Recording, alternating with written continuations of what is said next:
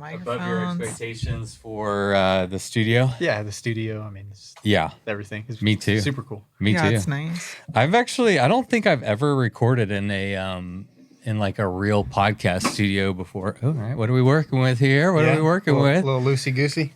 My nephew asked if there's going to be swearing on this podcast, Yes, and I almost did. I hope they're swearing. I encourage cussing because it makes me not look as bad. If I have a potty mouth and everybody else has a potty mouth, then we're all terrible human beings. But no, I do. I cuss probably a little too much. Who asked that? Your nephew? Yeah, because he likes podcasts, more story-based ones. I was like, I'm going to be on podcasts. I was like, you could listen to it. He's like, well, is there going to be swearing? I was like, I don't think so. How old is he? He's 9. He just turned 9. And what's his name? Brooks. All right, Brooks. We're going to try to make this a PG-13 episode of the Bikes or Death podcast, but I'm not making any promises. Have y'all ever done a podcast before? No, I have not. So funny enough, I never done a podcast in my life. This is my second this week. What was the other one you did? It's a podcast called Strides. It's a trail running podcast here in San Antonio. Oh, cool. So I also run, and so was asked to be on that podcast. How'd your other podcast go? Great. Talked a lot about my knee surgery that I had, so I'm going through recovery and just trying to get back to running and cycling. How far do you run? Ultra distance. So the longest I've ever ran is a half marathon trail run in 2018. And then I quit running forever. I was like, fuck that. Yeah. I never want to run again. And I didn't until like 2 months ago. And I just started picking up running again.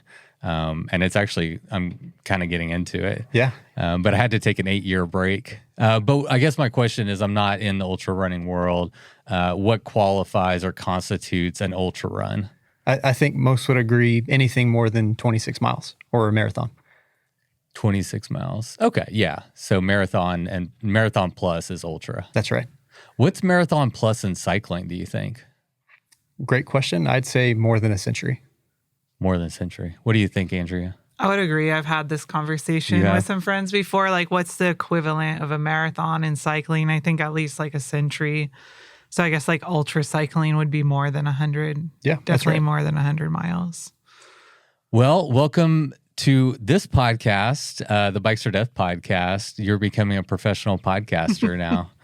I'll take it. So Javian and Andrea, welcome to the podcast. Appreciate you guys coming on today and chatting with me in your home city of San Antonio. Mm-hmm. Just as a way to start, let's have you guys introduce yourselves a little bit. I mean, basic information. Where do you live? Where do you work? Andrea. All right. My name's Andrea Roelofs. I live here in San Antonio. I've been here about over 10 years. I've been here since 2014, and I'm originally from Michigan. I work for the state of Texas, the Health and Human Services Commission. I do program and policy development work, and our program serves adults with disabilities and older adults who have been affected by abuse, neglect, and exploitation and lack capacity. Oh, wow. That sounds like a heavy job. Yeah, the work that especially our field staff do, it like the situations they encounter are definitely sad stories, and, see some of the worst things that can happen to people in our state and stuff like that. But I am proud of the work that we do to improve their lives and advocate for them, to protect them and improve, their circumstances, make sure they're taken care of and not taken advantage of. Yeah. No, it sounds real important. My girlfriend is a social worker, and so it sounds like there's some adjacent type. My degree is in social work, Yeah. And then we do it's called guardianship. Right. Okay. We do. Mm-hmm. Very cool. Javian, what about you? Yeah. Name's Javian Quinones. I'm not from San Antonio, but been here the last 10 years from a small town called El Campo, Texas. It's just a small corn and cotton town, not a lot there, but moved over here for school and just been here ever since. For work, I work at HEB. Been with HEB for 15 years. Oh, wow. Now. So in HEB, I support our home delivery operations. So if you ever see those like red HEB vans driving around San Antonio or Austin, that's my team. Yeah. For people who don't know, because the podcast goes outside of Texas and it's worldwide, tell people like how big of a deal HEB is in Texas. And I know you're biased, but I think we would all agree HEB is like the best. Yeah. I mean, I would agree too. HEB is the best. I mean, it's an institution right here in Texas. You think Texas, you think HEB probably first, right? I think a lot of people would. Yeah. But yeah, I mean, I have nothing but great things to say about HEB. Again, 15 years, and they've been great to me every single year. And, you know, I think the biggest thing that people probably think of when they think HEB is just how we support the community. We'll probably talk about that here in a little bit, but we show up strong. Yeah. Mm-hmm.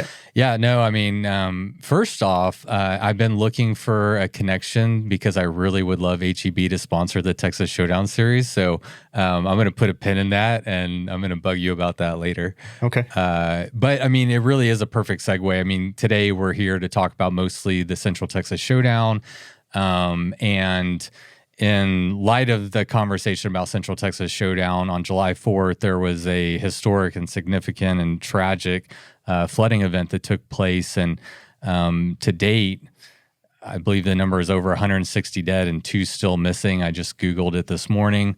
And all that took place within the matter of hours, but the recovery efforts and everything took a lot longer than that, and are still ongoing in many respects. And one of the things that I remember seeing on Instagram, and I followed it very closely because the Central Texas Showdown route goes directly past and through the areas that were the most affected by the flooding.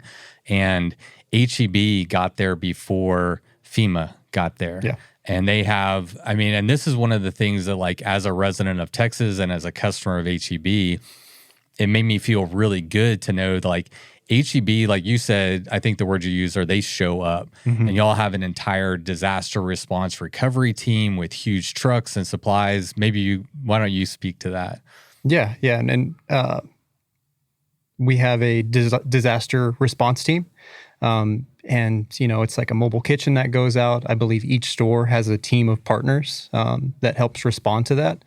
With the recent Kerrville disaster, there was overwhelming support and partners reaching out to say, hey, how can I go out and support this disaster? And so this one's a little bit different than kind of others in the past, right? But this one specifically, I can think of, partners being partners and showing up, for their community. So it was really cool to see. Yeah. Yeah. When you say partners, you mean like the employees, right? That's what employees are called? Yeah, that's right. We call partners partners. Yep. That's a good distinction. Yeah. They call their employees partners. Yep. Mm-hmm. Yeah. Good stuff. Yeah. I mean, it almost made me tear up whenever I saw that. It just, I mean, it hit really close to home, and the flooding in general, I'm sure we can all agree, just really was impactful emotionally. Mm-hmm. We actually had this podcast scheduled for like a month ago, and I was actually like too emotional to have that conversation at the time. I actually called it off like the morning of. I woke up and actually went to bed that night, and I was like, I'm in no emotional state. And also at that time, it was like the recovery efforts. They were still looking for people. Families were grieving. And I'm like, now's not the time to be like talking about a bike packing race. And, I do think that there's a lot of good that we can do through the Central Texas Showdown route, but this is try number 2 for today's episode. Yeah. It's, when we face tragedies as a community, like the appropriate, like at that time, it's maybe not like talking about like in reflection, because it's still like very happening right at that moment, of course the waters weren't flooded as much anymore at that point, but just still the families were grieving, like what happened and like the effect of that on our community, and just empathy for the people that were directly affected for it, for sure. Yeah. And I wanted, give some time for people to grieve and for the relief effort to be focused on that and recovery. And And now, I am looking towards like October when the Central Texas Showdown is coming, on ways that we can use that race as a way to benefit the community and draw awareness to any degree that we can. After today's podcast, I'm going to go and actually, I haven't been over to Kerrville since it all happened, but I need to scout the route and see what roads are open and bridges and all that kind of stuff. But anyway, before we get too far down the road, Andrea, you said you moved here 10 years ago from Michigan. Well, I'm originally from Michigan. Before I lived here, I actually lived in Chicago. Okay. And I was doing like union organizing work up there, and I got laid off because of the Supreme Court case and wound up in Texas after that. I had never been to Texas before, like didn't know anyone in Texas, but I decided to come down here, and I've been here ever since. So, were you a cyclist prior to moving here? Yes, I started riding when I did live in Michigan. My little brother actually like rode when we were in high school and was always like, oh, your brother's that kid that rides his bike to school. And then like eventually, like when I was in college, people were like, oh, you're that girl that rides her bike to school. Nice. So I started like bike commuting when I was in college in Detroit, and then just continued riding ever since. Awesome. So nowadays I say like I took a break from cycling like as a teenager rather than started cycling like as an adult, just because I did ride a bike as a kid. Right. I'm wondering if you, because I'm from Texas. I've lived here 45 years. Javian, you're from Texas, right? El Campo, you've been here your whole life. Yep. I'm curious, like, how is the riding different in Texas than what you experience outside the state? Did you have to modify your riding at all, or are there any like discernible differences to riding in Texas? Well, I would say I became more like a athletic cyclist like after I moved here. Before when I first started riding, I just did biking to school. I mean, of course I rode in colder temperatures, like I've ridden in the snow and different things like that.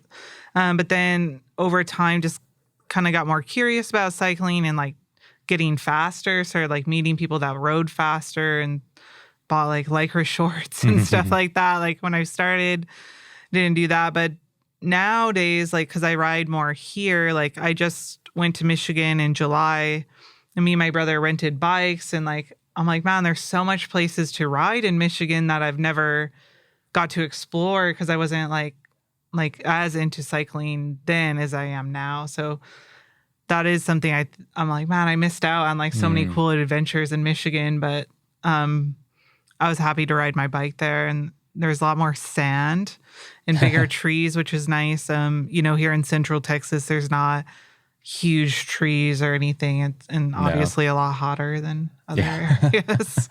More hotter and more humid. Actually, I don't know if we're more humid than like Michigan, because they're probably not, like, because they have the lake. Yeah. The lakes that probably pretty humid. Yeah. Just not as hot.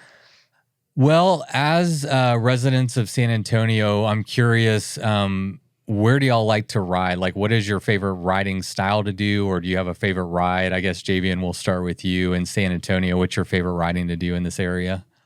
Yeah, so I hate driving, right? So any ride that I can leave my front door and just get out on the road, that's my favorite route.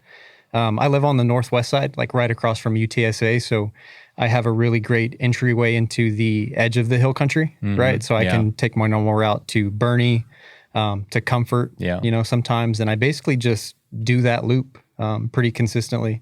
Sometimes I go to the south side for some of the group rides that we have in town. But most of the time I'm doing the same loop out to Bernie, or if you're from San Antonio, Cross Mountain Loop. So, and tell me about your cycling club. You're with Dog Speed? Josh is going to get a great laugh out of it. Good Speed. Good Speed. Yeah. Yeah, we're going to. And tell me about your cycling club. I believe it's called Good Speed? Yeah, it's Good Speed Racing. Basically just a bunch of friends that found each other through fixed gear riding and kind of just grew up together the last couple of years. But more just, dudes riding bikes and racing, more than anything. But it's a good group of guys. Yeah. So what kind of like racing do you typically do? Obviously, I know you did the Central Texas Showdown, but what, typically, like, what if you enter an event, what kind of events are you typically entering? And anything that lasts longer than a day. Okay.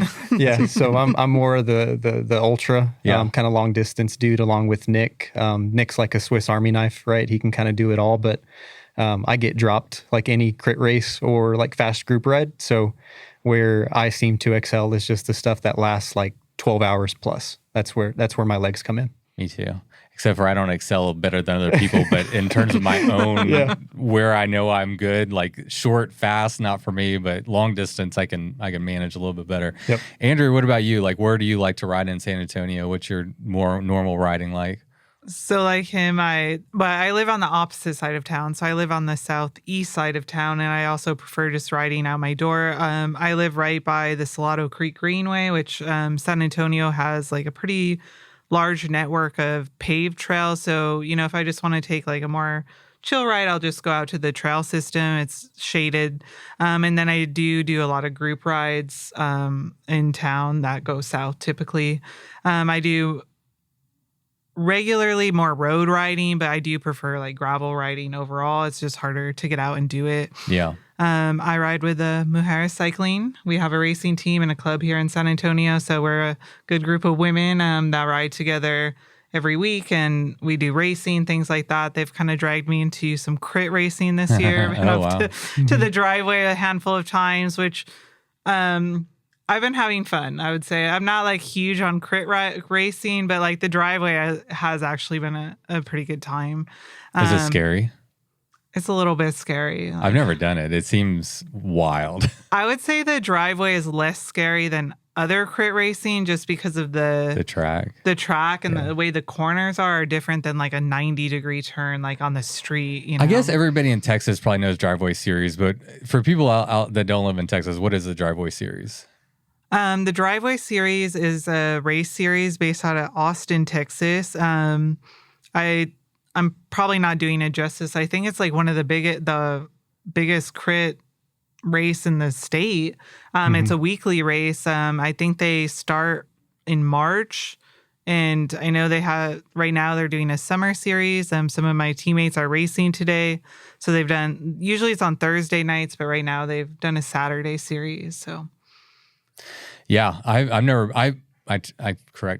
been out there and photographed it, but I've never participated. I would like to one day. It looks like a good time. Also, I'm scared. At least for the women's field, it's like smaller, so it's less scary. Yeah. How would you rate the cycling community and cycling infrastructure in San Antonio? 1 out of 10, 0 out of 10. You want to go first? You can go first. I'd rate it a 7.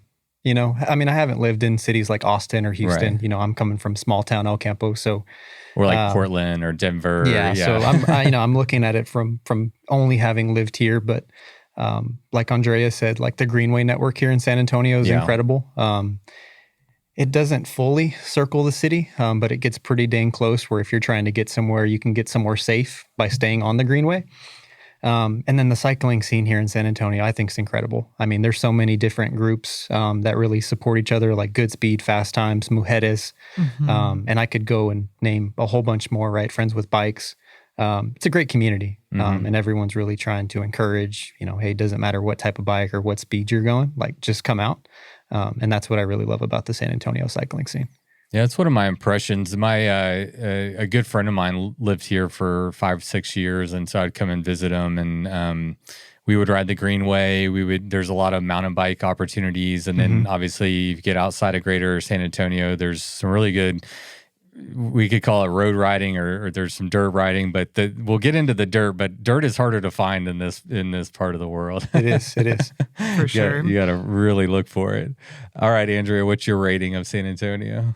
I would rate it similar. Like it's definitely nowhere near like cities like Chicago, or I've never been to Portland, but I'd imagine like I've been to Seattle, Chicago, things like that. There is more infrastructure for like that day-to-day riding. I don't think we have great like commuting infrastructure.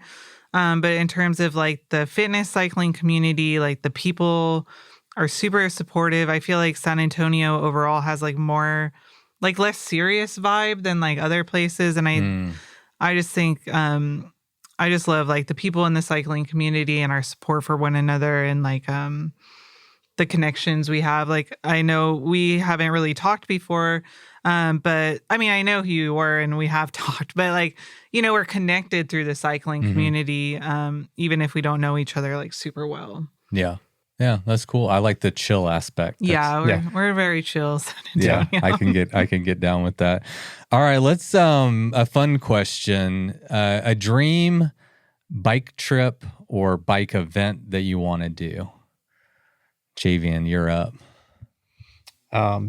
Jumping ahead, West Texas Showdown. Oh, I like you. Good answer. Yeah, West Texas Showdown. As soon as you announced it, I mean, that's like, I think everyone kind of has a love for West Texas. Yeah. I know I do. So West Texas Showdown. Other than that, my father-in-law and my wife lived in the Netherlands for a good time.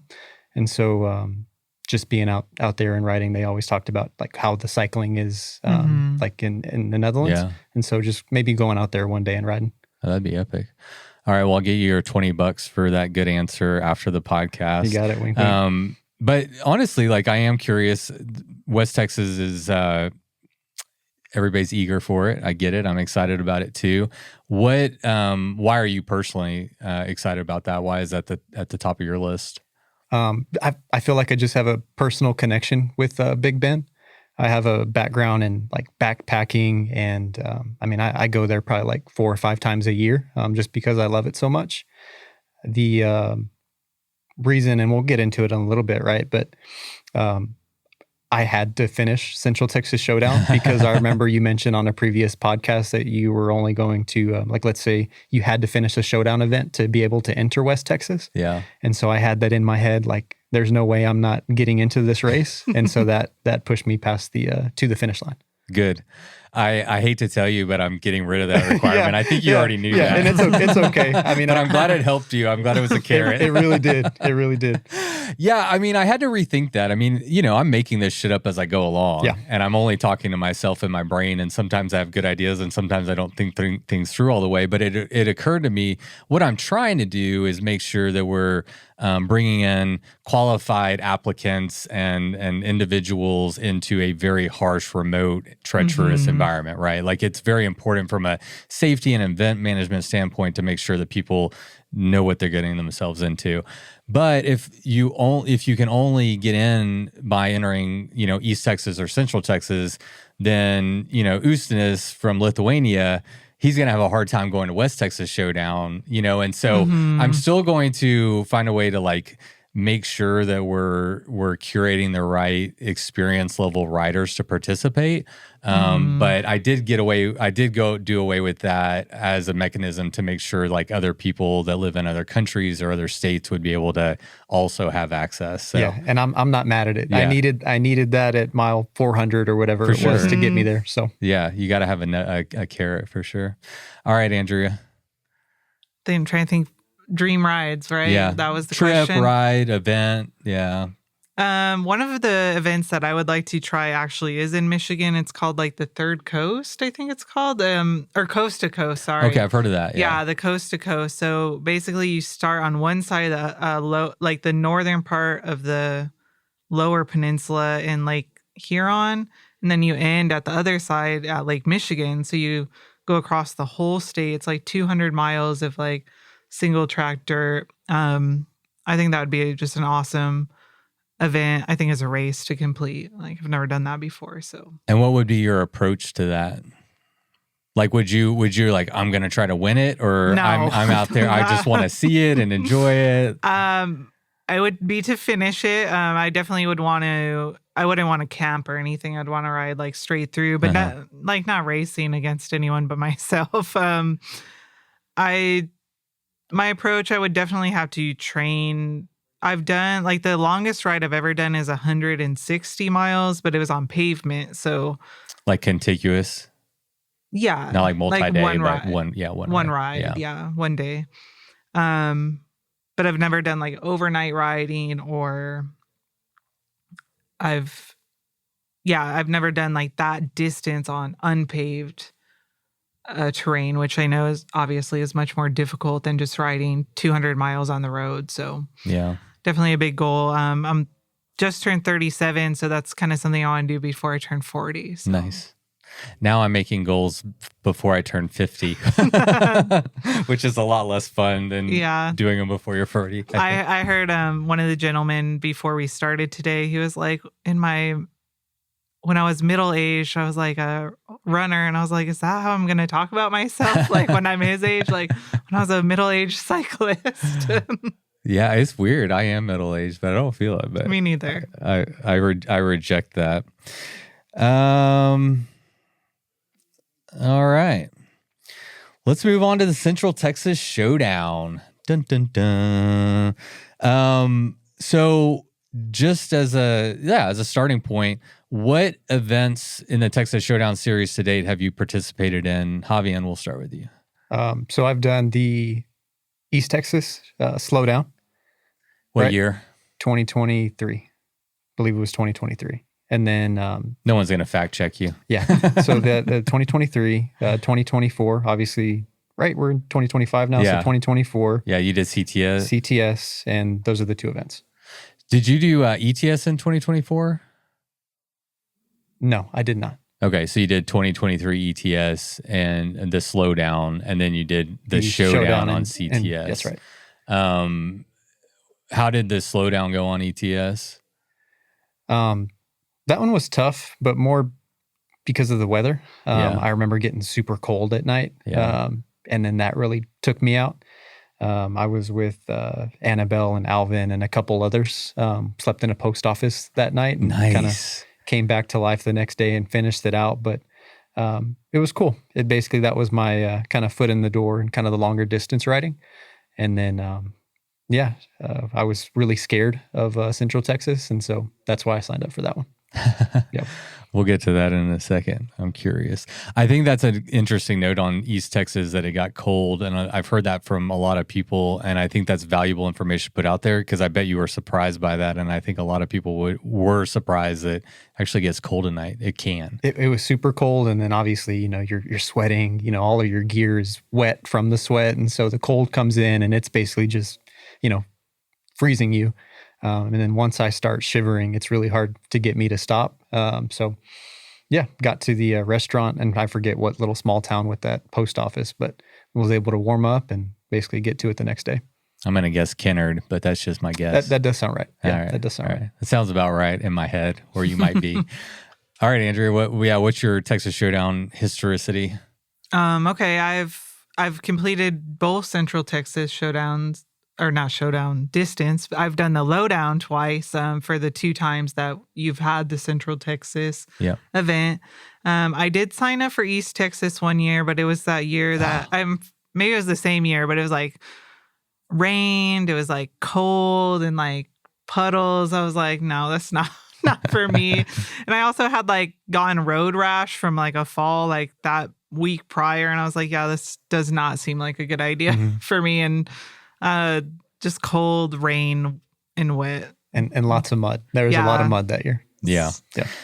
Unfortunately, or fortunately, whatever. I don't know. I can't control the weather, but East Texas is gaining the reputation for being a mud fest. Yeah. And it has rained the first day of East Texas Showdown 4 out of the 5 years that we've hosted that event. Which is just the luck of the draw in the spring in Texas. The one year that it didn't rain, it was freaking glorious, man. And like I've been so stubborn because I'm like, should I move the date back like 1 week, But I know if I move it back 1 week, then it's just going to rain that week and it's going to be like sunny. And so I'm just stubborn. I'm keeping it. Maybe. Roll the dice. I will say like that area is beautiful. I've ridden in like the Davy Crockett National Forest and the it's just beautiful out there. The trees and it's just very picturesque, like the roads out there. It's worth signing up for. I love that you've ridden out there because the question I wanted to ask both of y'all is the thing that I think is cool about the Texas Showdown series is that I'm intentionally trying to highlight different regions of Texas, and it's so big that on the east side we have the loblolly pine trees, and it's like nothing. It's actually unique in the United States. Like it's a really unique part of the world, and then we have like hill country, getting into like more of a rocky, deserty type environment in Central Texas, and then obviously West Texas is like a mountain desert environment. I'm curious, out of, from between riding in East Texas or riding in Central Texas, it's hard for me to pick a favorite, but I'm curious if y'all have a favorite. Some people are like, oh, I definitely prefer this. And some people are like, I don't know. It's nice to mix things up. But do y'all have a preferred like area of Texas that you like to ride in? For me, it's easy Central Texas. Okay. Yeah. I mean, the piney woods are great, right? But there's just something special about the Texas Hill Country. The landscape, the cows and the sheep and the pastures that you're rolling by, the remoteness of it, to where if you're riding at night, you can look up and, kind of see the Texas sky. I think that's, one of the best parts of the entire route. So the fact that you get to circle pretty much the entire Texas Hill Country, it's an experience. Yeah. Yeah, I do wonder. I think for a lot of people, visibility is one of the things that they factor in, because if you're just stuck in 100 to 150 foot loblolly pine trees, you don't see very well. You got to really like trees, right? You're just going to be canopied by trees like the whole time. But when you come out to Central Texas, hardly any trees. You're lucky to find a shrub to hide underneath if it's like hot or something like that. But the visibility is great. I mean, you can see for miles and miles and miles, so. All right, Andrea, you're in the hot seat. Yeah, I would say I like appreciate them both for the same reasons that you're saying. You can't beat like the views in the hill country, just like the distance that you can see, and just like the rolling hills. And there's no like there's trees, but it's more like shrubs and things like that. But it's beautiful. And then there's like river crossings, so you can like cool off in the river. It's just beautiful out there. The Piney Woods area is also beautiful. But there's I do like trees, so like it works out for me. But I do think both events highlight different parts of Texas very well. And I like them both. And I've ridden in West Texas too, and I feel like, you can't go wrong with any of those areas. Yeah, you can't beat West Texas. Yeah. I mean, I've been going out there for 30 years now. Like, it's just, I'm like with you. I go out there at least once a year. Have to. It's just always calling. What was y'all's motivation for signing up for Central Texas Showdown? You said you were scared, or what was the word you used? Yeah, I mean, I was terrified. I had never ridden that far in one go. Which in 2024 was 472 miles, 475. Let's just call it 475. Right, 472. Yeah. Okay. Yeah, and before that, it was the ETS, right? So 270, 280. Yeah, 280 on the slowdown at ETS, and then CTS was 472 on the showdown. So 112 miles extra with more climbing. Yeah. So for me, it was really just trying to find a new ceiling. The 280 was cool. The 280 didn't scare me enough for the slowdown at Central Texas, so I really wanted to push the limit there and see what was possible. Yeah, and you placed in the top 10. Were you sixth place? Was that right? Fifth or sixth. I was like a couple minutes behind Drew. Oh, Drew, out of Austin, right. Eckelberger. Yeah, right. Yeah, Drew. Took me a second. He's been on the podcast before, but it's been a minute. You know his story? He was like, he left Louisiana, was like cycling around the border of the United States, and he got to Austin, and he just like never left. Yeah. Shout out, Drew. What's up, man? Why did you sign up for? So you signed up for Central Texas Lowdown both years, the first 2 years that we've done it. I was kind of hesitant to sign up actually, because the first year. Yeah, I've done a lot of bike packing trips and like usually organize them for me and my friends. And I was like, well, why am I gonna like pay someone money to like ride my bike, and I can just do it on my own. But then I actually volunteer at a state park here, and your friend used to work there. Oh, Ryan, yeah. Yeah, and he was like, I don't know, we just were talking about it during a volunteer work day, and I was like, yeah. And then his wife, Emily was like doing the volunteer thing. So I'd like signed up to volunteer, but then they didn't need me anymore. Oh. So I was like, yeah, I'm going to ride it. And honestly, like I had a great time. I'm so glad I signed up that first year to do the lowdown. And paid money to ride my bike. It was definitely worth it. It was so much fun meeting like people from throughout, not just Texas. There were people there from Colorado riding. There are probably other places too, but I just remember a group from Colorado. It was like a lot of fun meeting other people that do bike packing in Texas, and to hang out. One thing I love about cycling, especially like bike packing, is just you're forced into these situations where I'm like, I'm going to spend all weekend with you. Like, I've never met you before, but we're going to like spend a lot of time together. And I think as adults, we're never really in those situations very much. But with like cycling, we are like forced to spend, like really get to know people in a different way than we're used to, like, just like meeting up with someone or, different ways. So I had a lot of fun that first year. So, and then the next year, one of my friends, Carissa, was like, oh, she signed up. And I was like, man, I can't do it. Like, if you're doing it, like, I have to do it too. So I signed up again for the Lowdown last year. I love that you talked about the paid, like, why would I pay to go ride my bike? And I would like to say, if you go to TexasShowdownSeries.com, all the Ride with GPS files are there, and anyone can download them. And it is you can go ride these routes anytime you want. And I love for people to do that. But for you, like, so the value was mostly in just like getting to meet and like hang out and ride with other like-minded. Yeah. And also as someone that organizes camping trips for my friends, like I enjoyed not having to do any of the logistical parts. I just had to show up. I didn't have to worry about like where other people were, like where so-and-so, like I didn't have to worry about all that. Yeah, so Patrick will go pick them up. You don't have to do anything. Like, here's the emergency number, you figure it out. So I really, like, that was a nice mental relief for me, just to like, man, I can just like ride. I don't have to worry. Like, I just have to worry about myself. And I like that. Yeah. Yeah, no, I can sympathize with that. As an event promoter, I'm jealous. I'm like, I want to just go do that instead.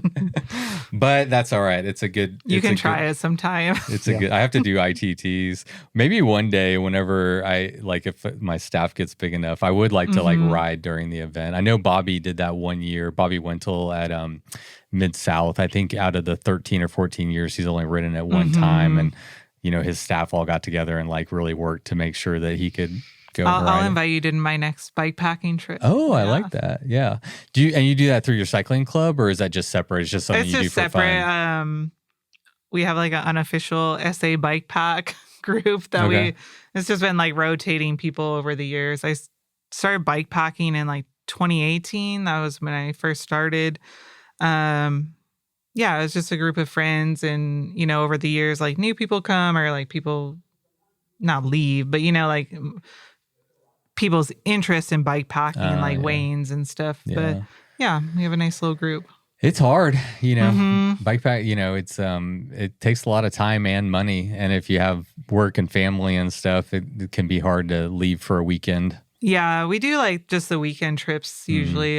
We haven't ever done like a big week thing or anything like that. Yeah. So I'd love to come ride with you. Yeah. I want to just go to events. I'm like, yeah, anyway, that's a whole nother, but most of the stuff, like even locally, there wasn't much of a cycling club. So I recently started a cycling club just to find other people to like ride with in my community. And that happened actually after at Central Texas last year, we had like 13 or 14 people from my home city. And then this year at ETS, we had like 14 or 15 people from my home city. I'm like, where are all y'all where are all y'all fools coming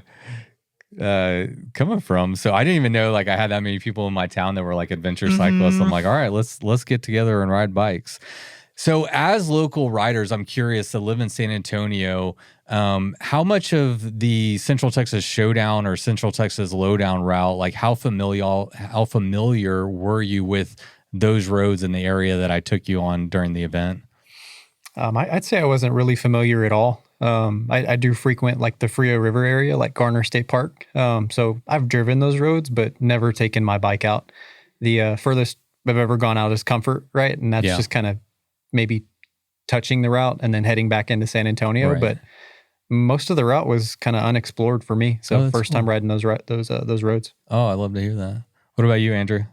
It was the first time I had ridden out. The lowdown route is more northern than the showdown route goes. So anyways, I've never done part of the lowdown route before, but since the event I've actually been there a few times. I've gone to the campgrounds, like car camping and stuff like that after the event helped me get out there and explore more.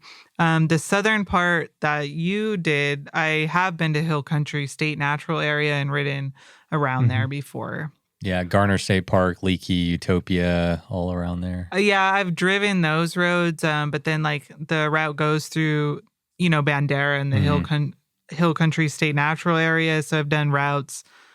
I bike packed to Hill Country State Natural Area and then also like driven there and like rode around there as well.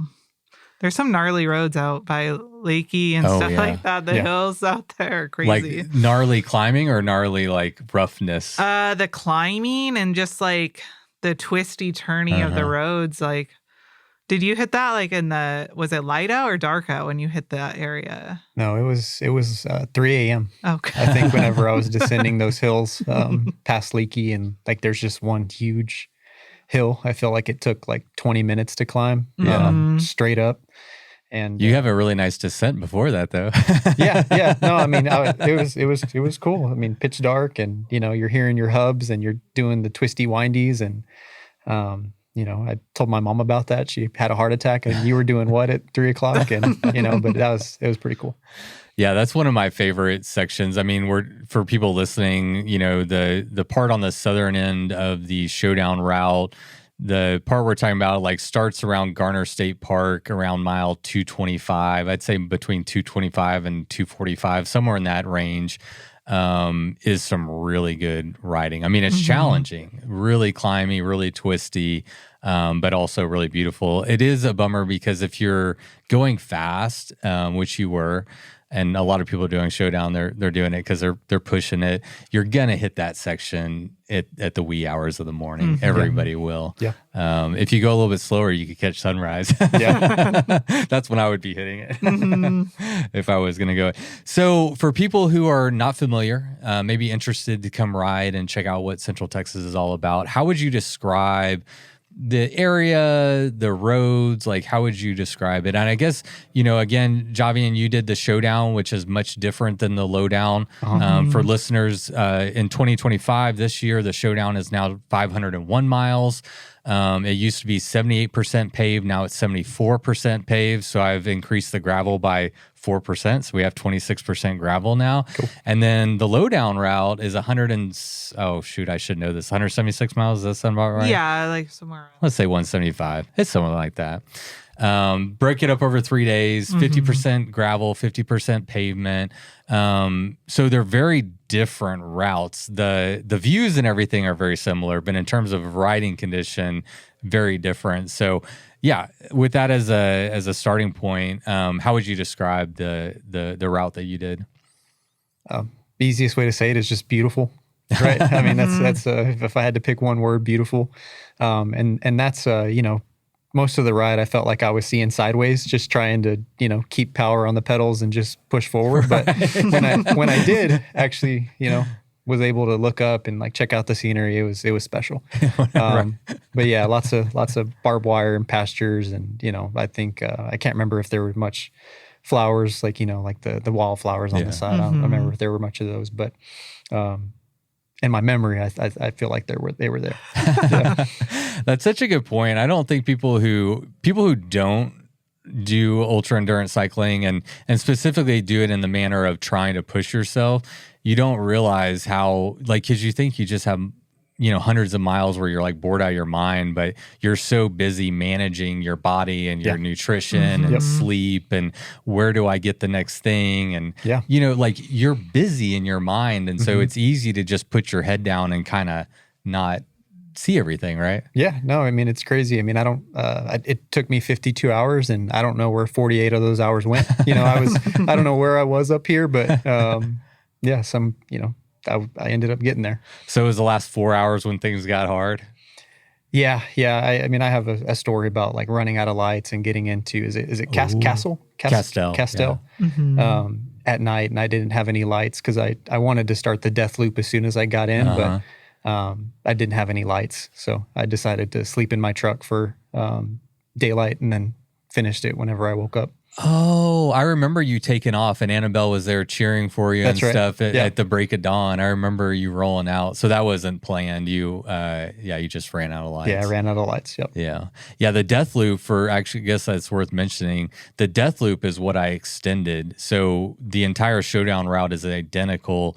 The only thing I doubled essentially the length of the death loop, and it's mostly all gravel. Now there's a tiny bit of pavement, but it's mostly gravel. Nice. So the death loop's going to be a little more deadly. It was just a little too easy. You know? What did you think? It was kind of a short death loop, right? Yeah. I mean, I had like really bad knee pain for pretty much half the ride. I mean, there were hours where I was just using my left leg to pedal. Yeah. That's how much I was going through it. So for me, that death loop did feel like a like a death loop. But I'm glad to hear that the guys doing it this year get a little bit extra on top. Yeah. Well, you need to come back out and do it too, but we'll talk about that in a minute. All right, Andrew, what was my question? Oh yeah. How would you describe the lowdown? Yeah. And was your approach like, were you hammering it? Were you there to low down and just chill out and enjoy the ride? I would say like an in between. I definitely like to get the ride part done, but I'm listening like for me riding the lowdown, I'm definitely focused on, you can't just zone out and like you were talking about like managing your body and paying attention. Like I still do all those things, even if I'm not racing, just because of when you're riding on gravel, like you have to pay attention, you have to focus. Some of the roads out there's like patches of sand, so you have to like kind of be prepared for that. Yep. And also like nutrition is important even when doing the lowdown.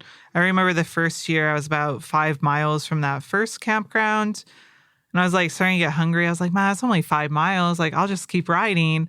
And then like probably like less than a mile, like I had to stop and eat because like, like I underestimated or how long it would take me to do 5 miles on, rolling hills of gravel. It's just, I would describe the area as beautiful, like the rolling gravel roads, even the paved roads, like it's not like nice pavement. It still feels kind of like gravel too.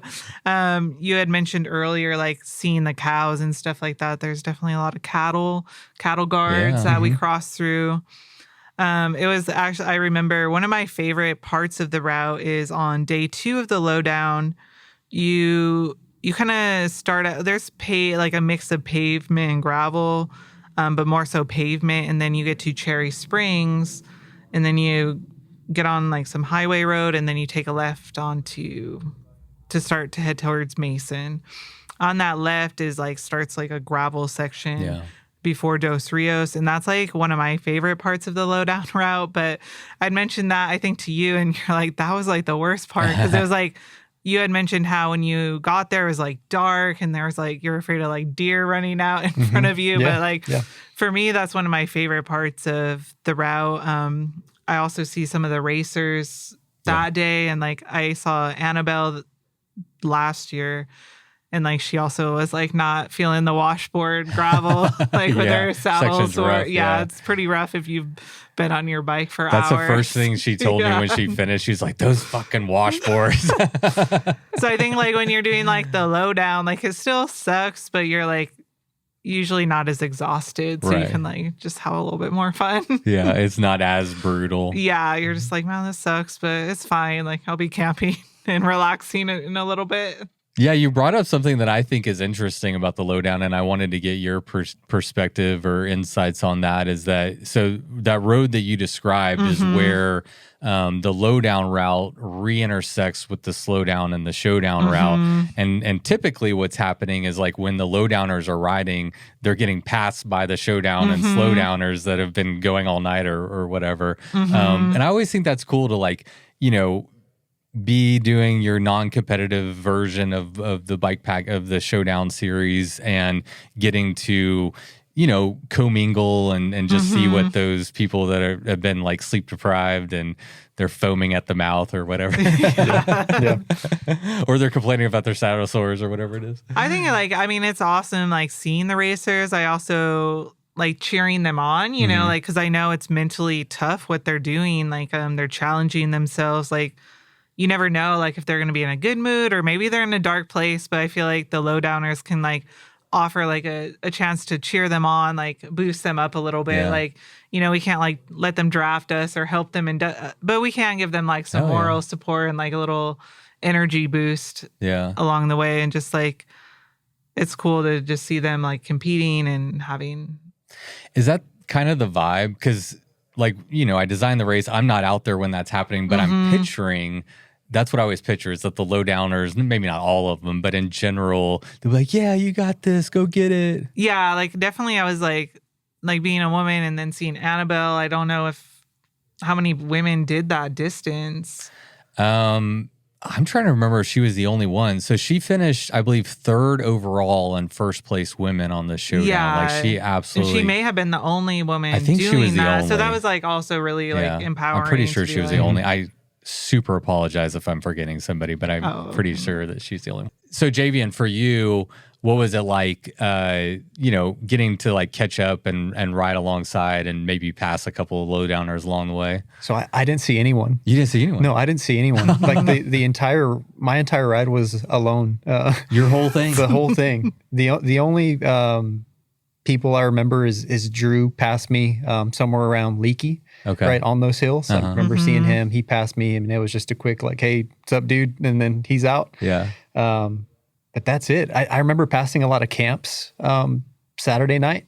There were people just along the river before the river crossings, and could tell people were there. I heard chatter, but I didn't pass anyone on a bike. Wow. Yeah. Was that hard? No. I kind of like riding solo and kind of doing my own thing. So that worked for me. I do when I'm doing, like, I like riding with people, but if I'm, like, trying to, you know, do an effort, better alone is better for me, to just, because then you don't get caught up in what other people are doing. Yeah, same for me. Yeah. That makes sense. Let's talk about your bike setups. Let's just talk, like, what bike did you ride? What tire, Andrea, did you ride for the lowdown? Each year I actually had 2 different bikes. The first year I did it, I have like a Kona steel bike. I try to do, like, more minimal setups because I don't want to, like, lug the weight. Basically, like, just increases the amount of work you have to do, and plus I don't like to, like, carry a bunch of extra stuff. So I had a pretty minimal setup. I usually put my tent on my handlebars, and I think I had fork bags, and then, like, I have a big, like, trunk style saddle bag that I used. And then this last year, not recently now, but at that time had gotten a Otso bike. So that's a carbon bike. So I changed my setup. I had a full frame bag, and then did the tent and different smaller bags on the fork, and then a smaller saddle bag. What kind of Otso bike, or Otso? I'm not sure how it's pronounced, but anyway. I'm not sure either, but one of those is definitely right. I have the Wahili C. Oh, that's a nice one. Yeah, it's nice. Yeah. What size tires did you run?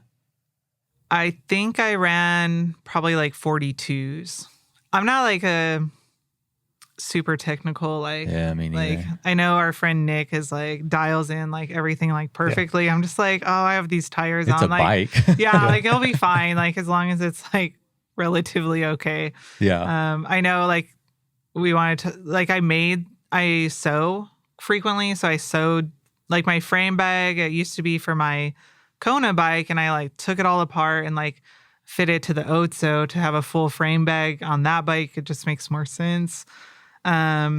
I can't remember what else I sewed for the CTS this past year. I was going to ask you, because I knew, I thought that was cool. You're the only one I heard of. I'm sure there's other people that there's a handful of people that I noticed. Like, I can tell when people make their own bags. So I know a woman named Olivia has made some of her bag, and there was like another, I think, like, from the College Station area. I don't remember his name. Oh, Brett.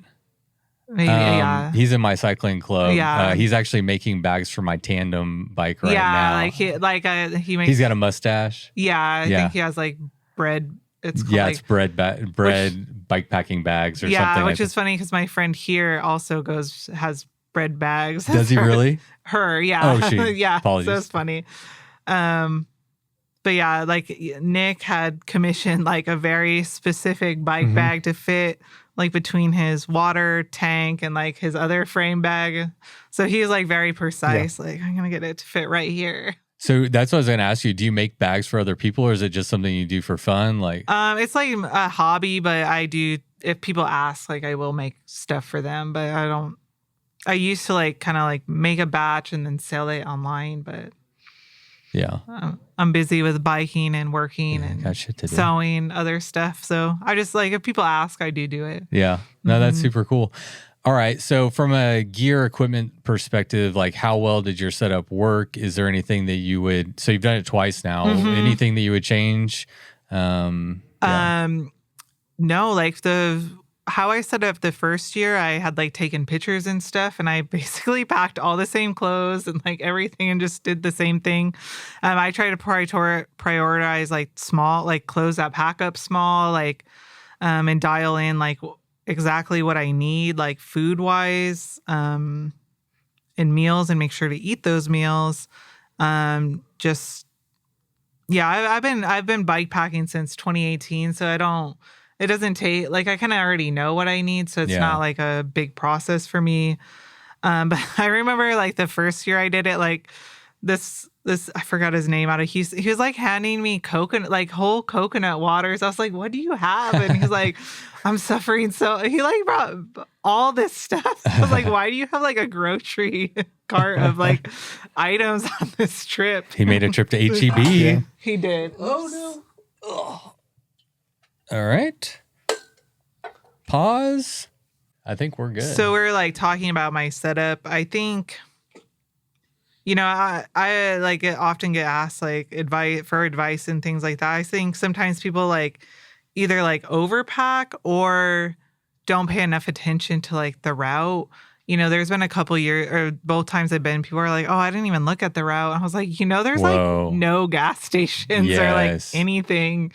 I know some people stop in Llano to like get stuff. I'm just like, it's important to look at the route no matter what distance you're doing. Yep. That's another, I mean, you made a couple great points there. First of all, yes, please look at the route. Like this area of Texas is extremely remote. From cell phone reception is very limited. Water is non-existent.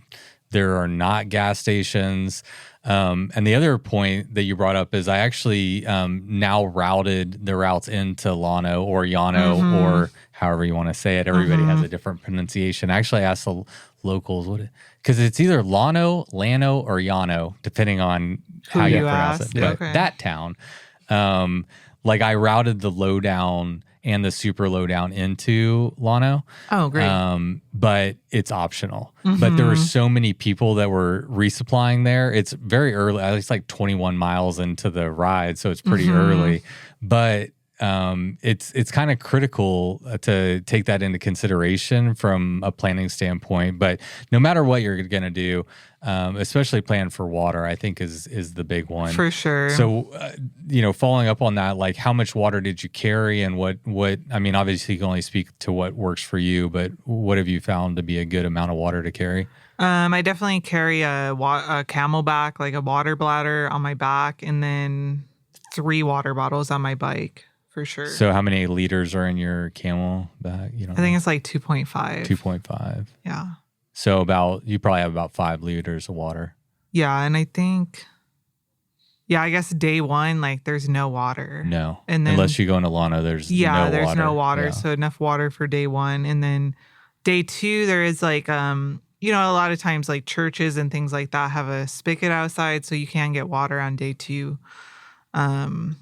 And then day 3, there's no water either. So yeah, listen to Andrea, folks. That's a big one. Be prepared. The water is the one thing people are. I get feedback a lot. They're like, "There's no water." I'm like, "I know, there's no water. Carry water." You're like, I told you that before. It's on the route. And I'm really not kidding. Yeah, like, I want you guys to have fun, be safe, have plenty of water to drink. I know it's heavy. I ride bikes too. It sucks, but I think like with the lowdown too, it's.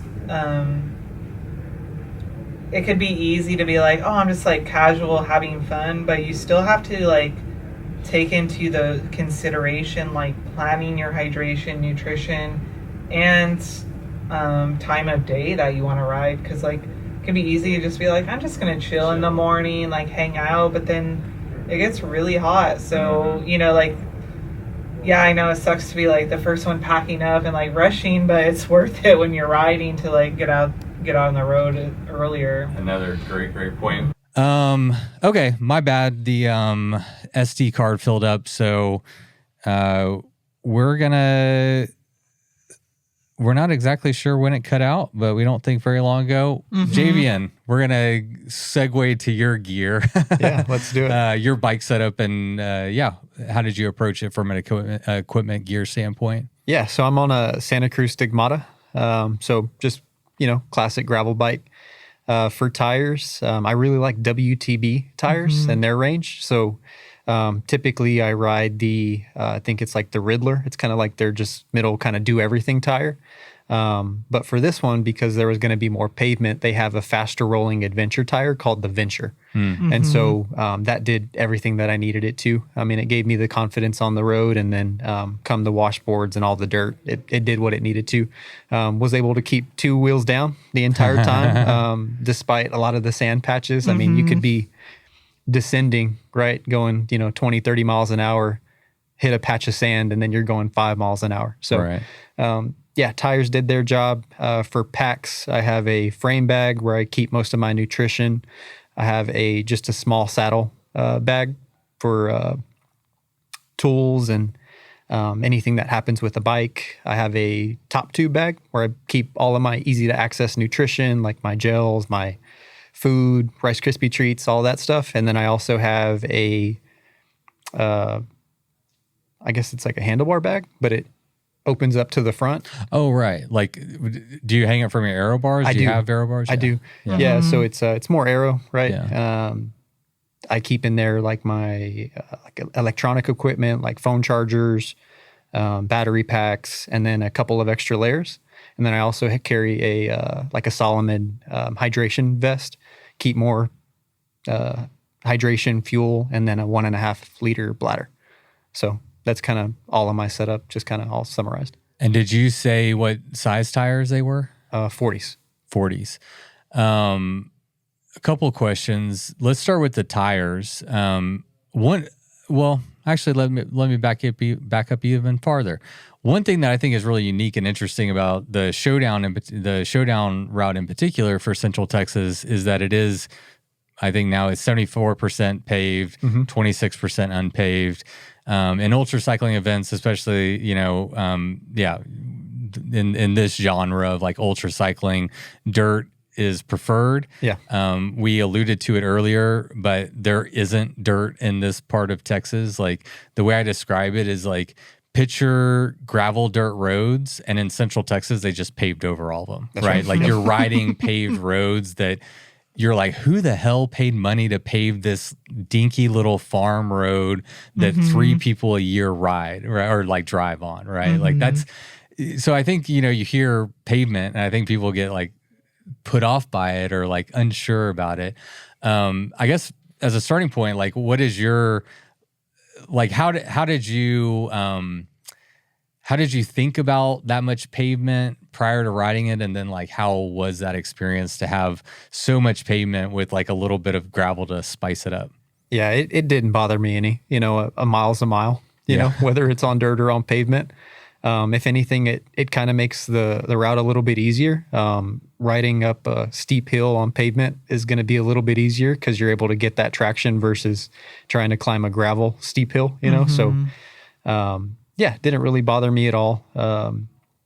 I think the big thing is, although it's paved, there's not a lot of cars. So I think just the remoteness of the route, whether it's gravel or pavement, really doesn't matter just because of how remote it is. Yeah, I mean, I agree personally, and I know I'm a little bit biased, but yeah, if you can give me a paved road that's fast and flowy, that's low traffic in a beautiful area, it's like, I'll take that. Yeah, I'm with it. But then it has just enough gravel, I think, to make it interesting. You can't just pick a 28C tire and do the route. You're going to be like real happy for 75% of the time and really miserable for the other part. So my question about that from a strategy standpoint, you said you went with 40 mil tires pretty fast rolling. Yep. One, how well did that tire work for you? And also, like, what PSI were you pumping up the pressure for paved section and lowering it for gravel, or like how were you approaching it from a tire standpoint? Tire was great. I usually blow up my tires to about 35 PSI. That sounds right. And yeah, I mean, I didn't have to go inflate or deflate at any point in the ride. It was kind of like that sweet spot for me. And yeah, I think I could have probably gone a little bit smaller, right, to maybe like a 35. The reason I went with the 40s is like with sealant and the way that, you know, if punctures happen, I'd like more internal volume to be able to like, I guess, have more sealant, have more room for, you know, air to fall out and still be okay. So that's why I kind of went with the 40. I think 45s were going to be a little bit too slow for that much pavement. So 40 just seemed like the sweet spot. And how was it when, because I guess the other thing worth mentioning is, you know, most of the gravel is on the north portion of the route. In the southern section, they're just by the hill country natural area. There's that gravel section there. But other than that, it's pretty much all up north. How was it when you got back up north, transitioning from the pavement into the gravel? It sucked, man. It sucked. I mean, I don't know if you got like permission from like a ranch to go through like someone's private property where they just have cattle. But I mean, I felt like I was running over more cow patties than gravel and rocks, you know? I mean, it was like just, you know, for hours, like it was pretty much that entire second night. So yeah, I mean, it was a lot of sand in that section too, more than gravel, because prior to that northwest section, I mean, it was really fast gravel. I mean, I remember hitting that late at night and like just hauling ass, you know? So that was really cool, fast gravel. But again, when we get to that dirt up north, that's where you kind of had to slow down, and it was a lot of sand and a lot of power, not a lot of speed. So yeah, other than that northwest section, and then obviously the what are they called? The washboards coming back in to town were tough. That was when I didn't pretty much have any light other than like a small headlamp because my lights had died. And so just that, you know, with the washboard was pretty tough. I mean, while we're talking about equipment, what did you use for lighting? And was that just poor management? You were tired, you didn't manage it very well, or was it a product issue? Like No, it was a product issue. So what my strategy was, I had a battery pack. I had two of I forget how many lumens, right? But it was like the highest end Bontrager light that you can get. So I had two of them. My strategy was to basically keep the light on the mid volume that would last about 5 hours, right? Somewhere around there, 5 or 6 hours.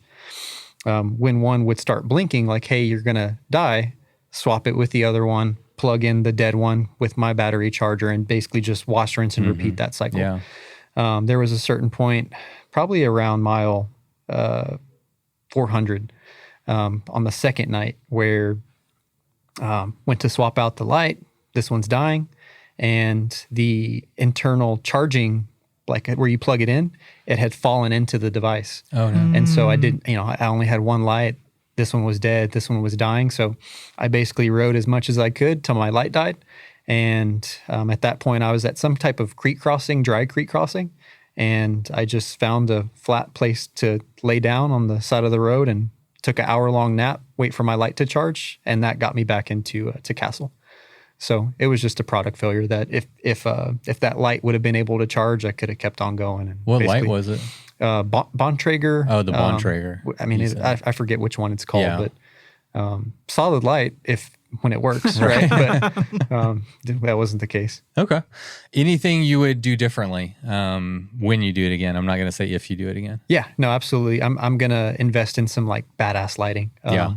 There's like a brand called Outbound Lighting, and they make some pretty crazy stuff. I mean, like a car headlight, in front of your bike.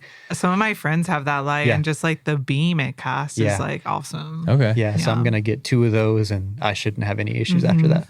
I invested in Phoenix lights. The big one, I don't know the model, but the big one that goes on your handlebars. I have the small one that goes on your helmet. And both of them have failed within the last several months, independently of each other. And I've really enjoyed them, but they both failed. I'm like, that's the light I've had for years. They're very popular. Yeah. And I don't know if I just got twice unlucky because I've been like talking to other people. Like, have you had any issues with yours? No, I've had mine for years, and then I lost it. I was like, dang it. And then I just bought a new one and no problems. My boyfriend did. He emailed them and got a new one. Okay. I need to email them. Yeah. I'm sure they'll take care of it. I don't want to talk crap, but I mean, I'm not trying to talk crap. I think we can share our experiences with products. We can do honest evaluations of our experiences. No one's paying me money to run those lights. I'm just trying to figure out what works. But it was Outbound or Outback? What'd you say? Outbound Lighting, I think is the brand. Okay. And they're targeting the hell out of me on Instagram. I feel like every couple scrolls I'm seeing them, but they I guess they know what, they know my their Instagram's audience. going to be showing it to me just because we're talking about it after this. Yep. All right, Andrea, we were talking about nutrition prior, and we might have got all of it. We might have missed some of it, but I do want to talk about nutrition, and both routes require different nutrition strategies and allow for different nutrition strategies. So how did you approach it from a nutrition standpoint or a resupply, or however you want to phrase it? Well, there's no resupplies on the route, so I just make sure, like, planning out my meals and definitely snacks and hydration as well. Like with the heat, I'll make sure I have some sort of electrolyte source as well. With the lowdown route, I outline my meal plan. Basically, I make a meal plan and like pack that because in prior years I did not stop in Llano. I just went straight to camp. The second night at Dos Rios, there is a restaurant, like the James River Ice House. Yep. So that's part of my plan. Like, I'm going to get a burger from James River Ice House. So, I account for all those things and make sure that one thing that I've definitely made mistakes before of not eating frequently enough, even when you're more casually riding. So I make sure to pay attention to like how the time between like snacks to make sure I'm like consuming carbs like every hour because you are with the lowdown, you're carrying like 20, 30 extra pounds on your bike. So that's pretty demanding on your body, and you need a fuel for the demand that you're asking. Yeah. I'm glad you brought up James River Ice House. So for people listening, the Lowdown has 2 group camps that are provided as part of your registration. We have one at Oxford Campground on night 1, which is around mile 55.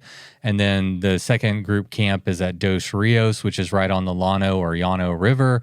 And directly across the street is the James River Ice House that they just started serving food like a week before last year's Central Texas Showdown. So it was very new. I was in constant communication with them. I was like, are you for sure going to have food? Because we got all these people coming.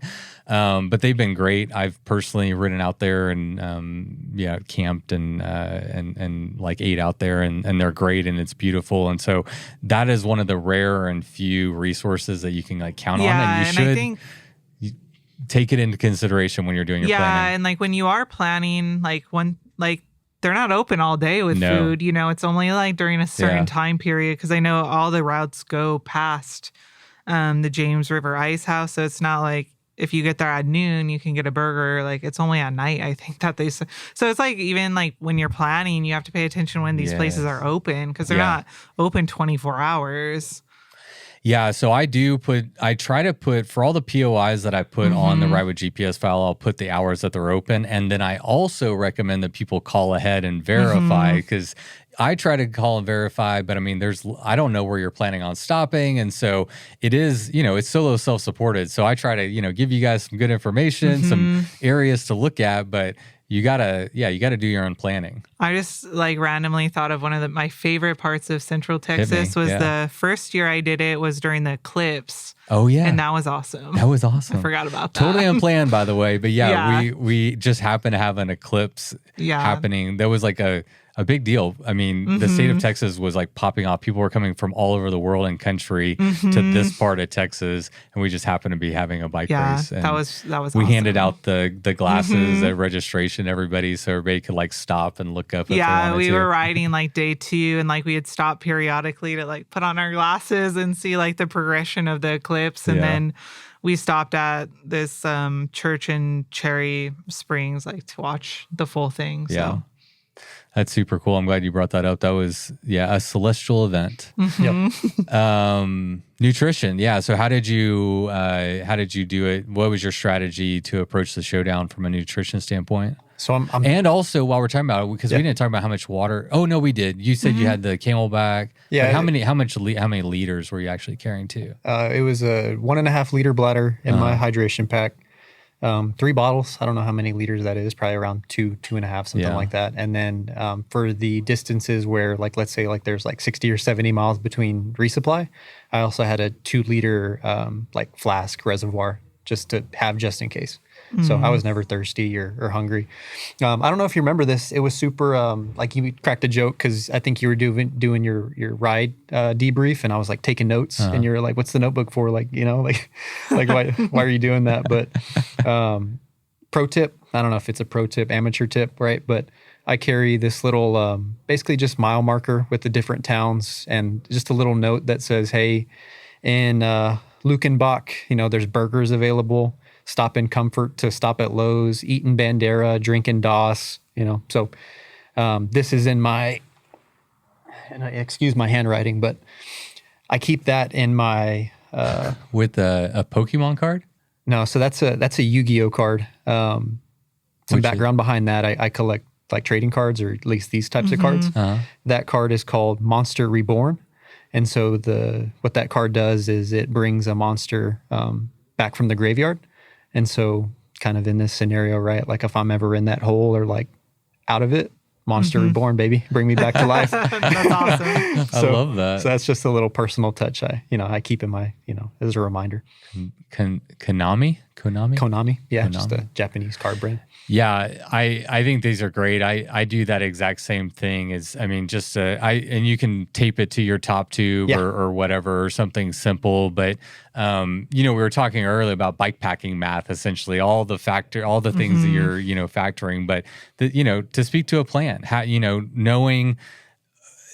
And like having a general plan, but also knowing what your backups are, right? Because plan goes wrong, and so like put some key markers of things that you could be on the lookout for. And so like if you're coming up to a POI and you're like, I'm actually feeling good, nutrition's good, water's good, let's push another 30 miles to the next one, whatever it is. But you can do that quick time calculation. Absolutely. Yeah. So even prior to the route, right? Like I went on Google Maps and basically went through each of the towns and like did like a virtual tour using Street View just to kind of look around and like, hey, like what's here? Yeah. And that helped out a lot. Like there was a spot where I was trying to get to Lost Maples, and I had been to the Lost Maples Park before, and I didn't know that they have like a water bottle thing, right? Where I was going to sneak into the state park and grab some water and then get back on the road to Kerrville. Your taxes paid for that, I'm sure. Yeah.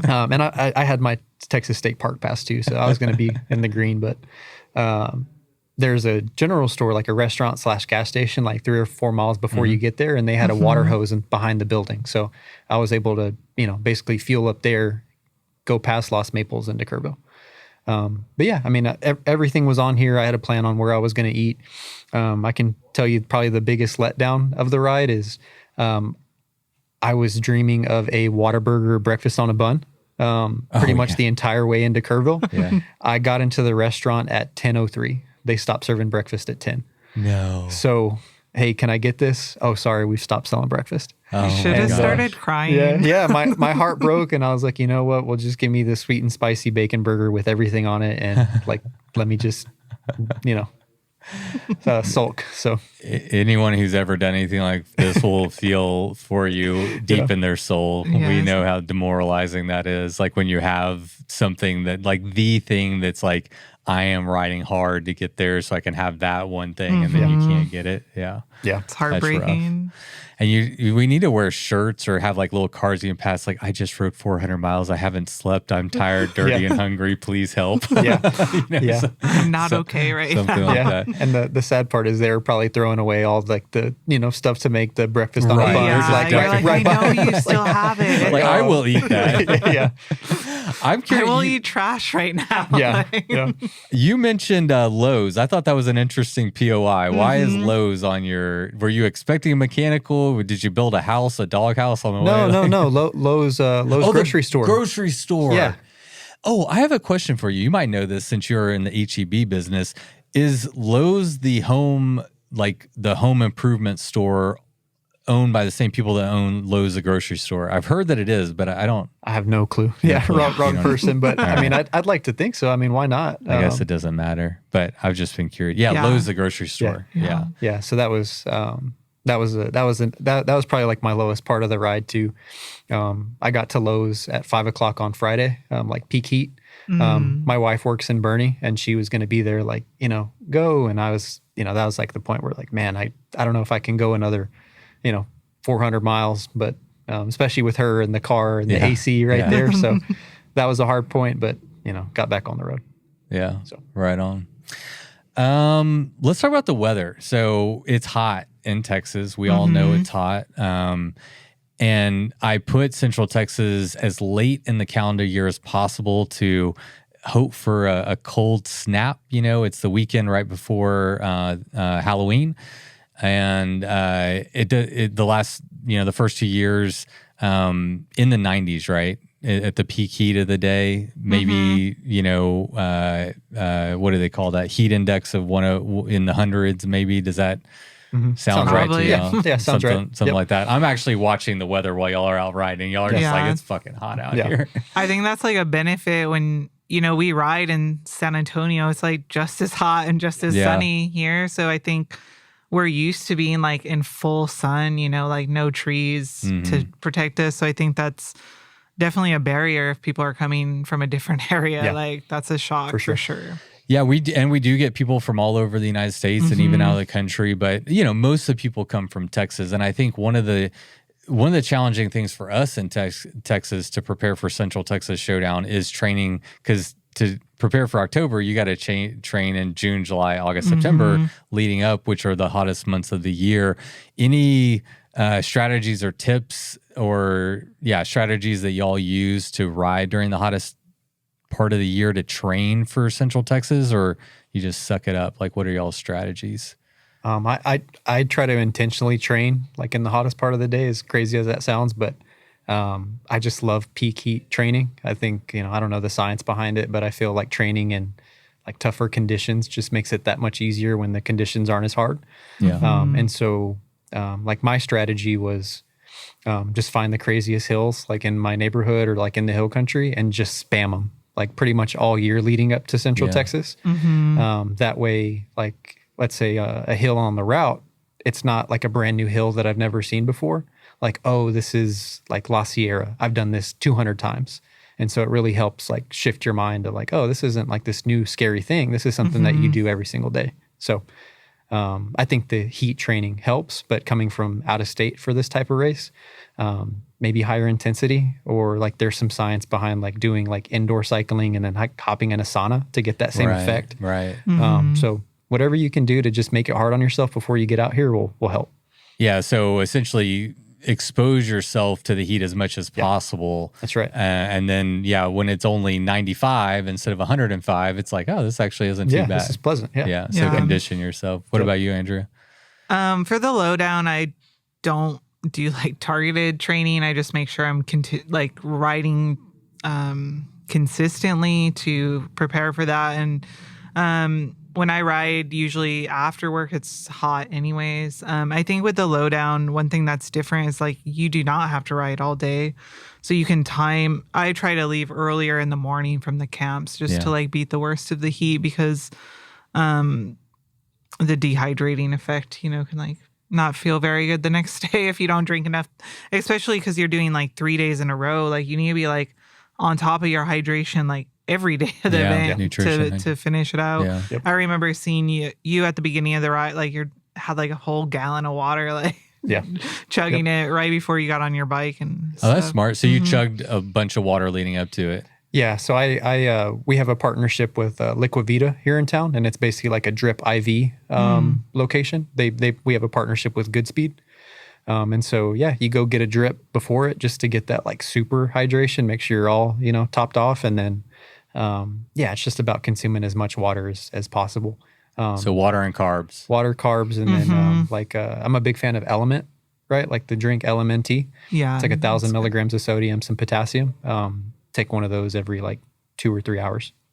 You just get those at gas stations? No, you have to bring them from home or wherever you It's like a get little them. pack that That's you right. just mix into your water. Yeah, and I used like salt sticks this past time, and those are like little tablets.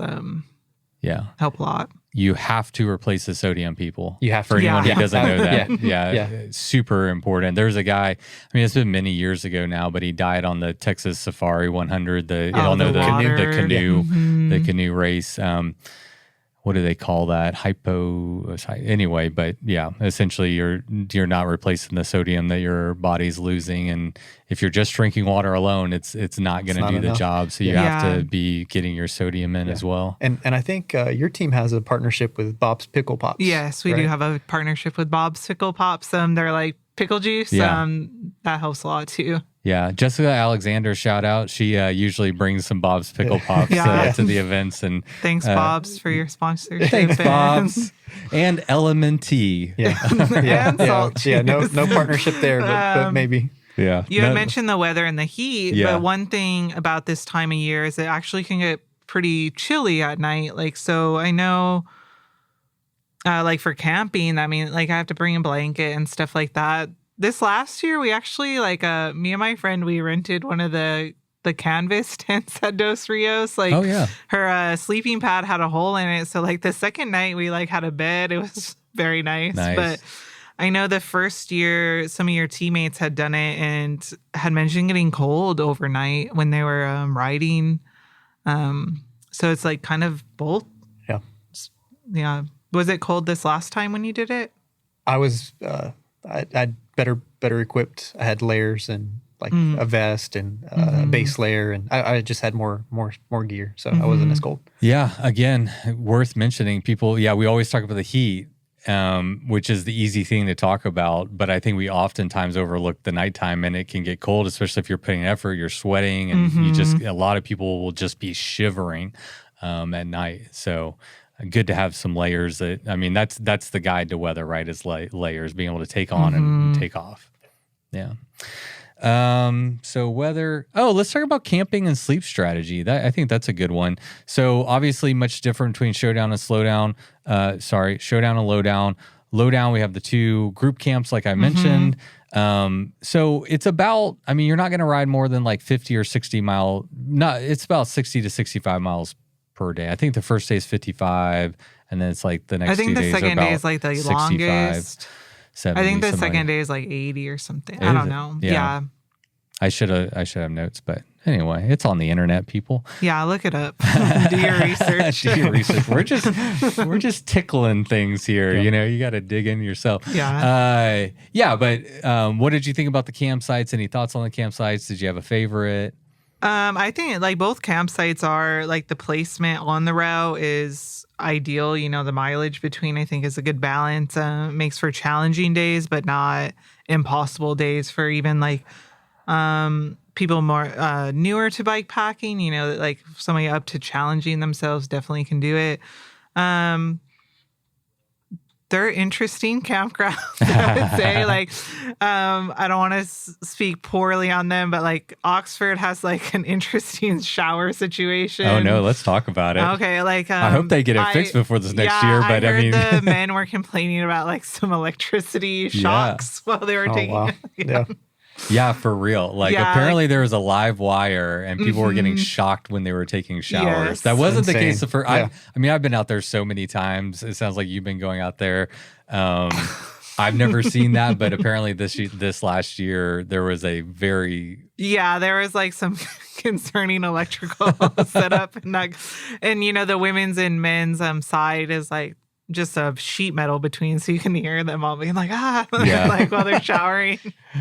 Yeah, there's not much privacy. There's visual privacy, but not auditory privacy. Yeah, I would say I have been to like several state parks. Like they're not the same as the state parks, but it's a place to sleep. There's water, there's a shower, bathroom.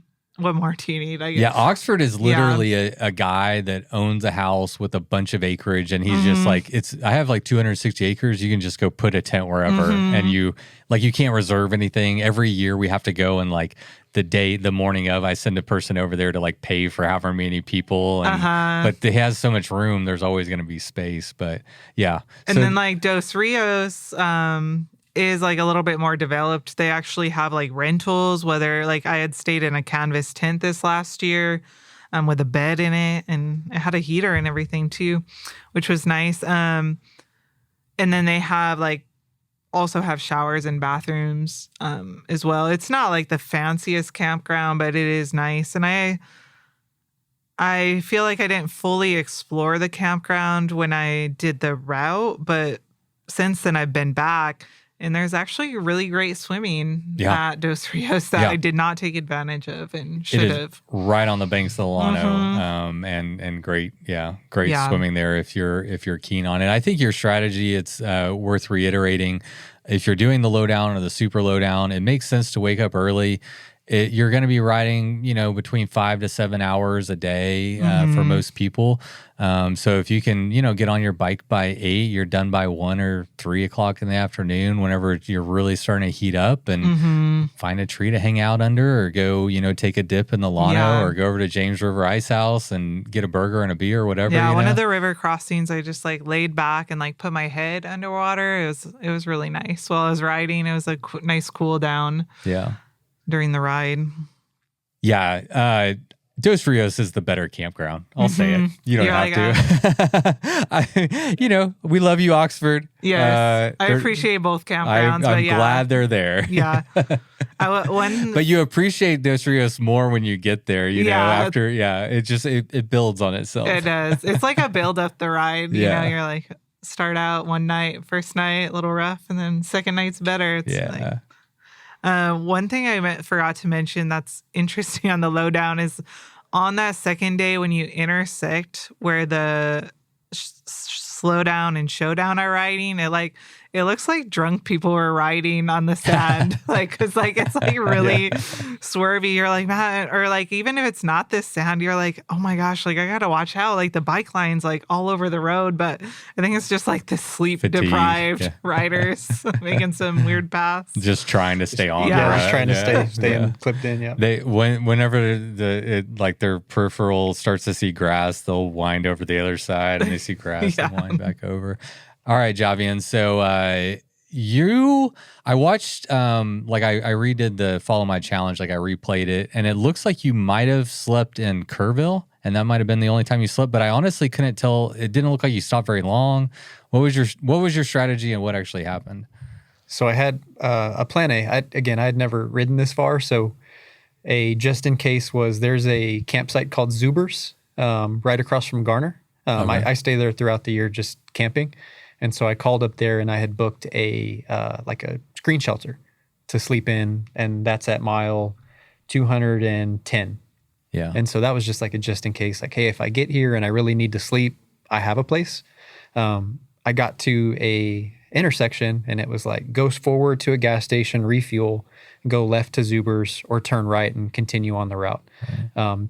2 people, I think it was Drew, and then somebody else actually went straight to the gas station. So kind of in my head, I was like, well, I still feel good. I'm not going to sleep.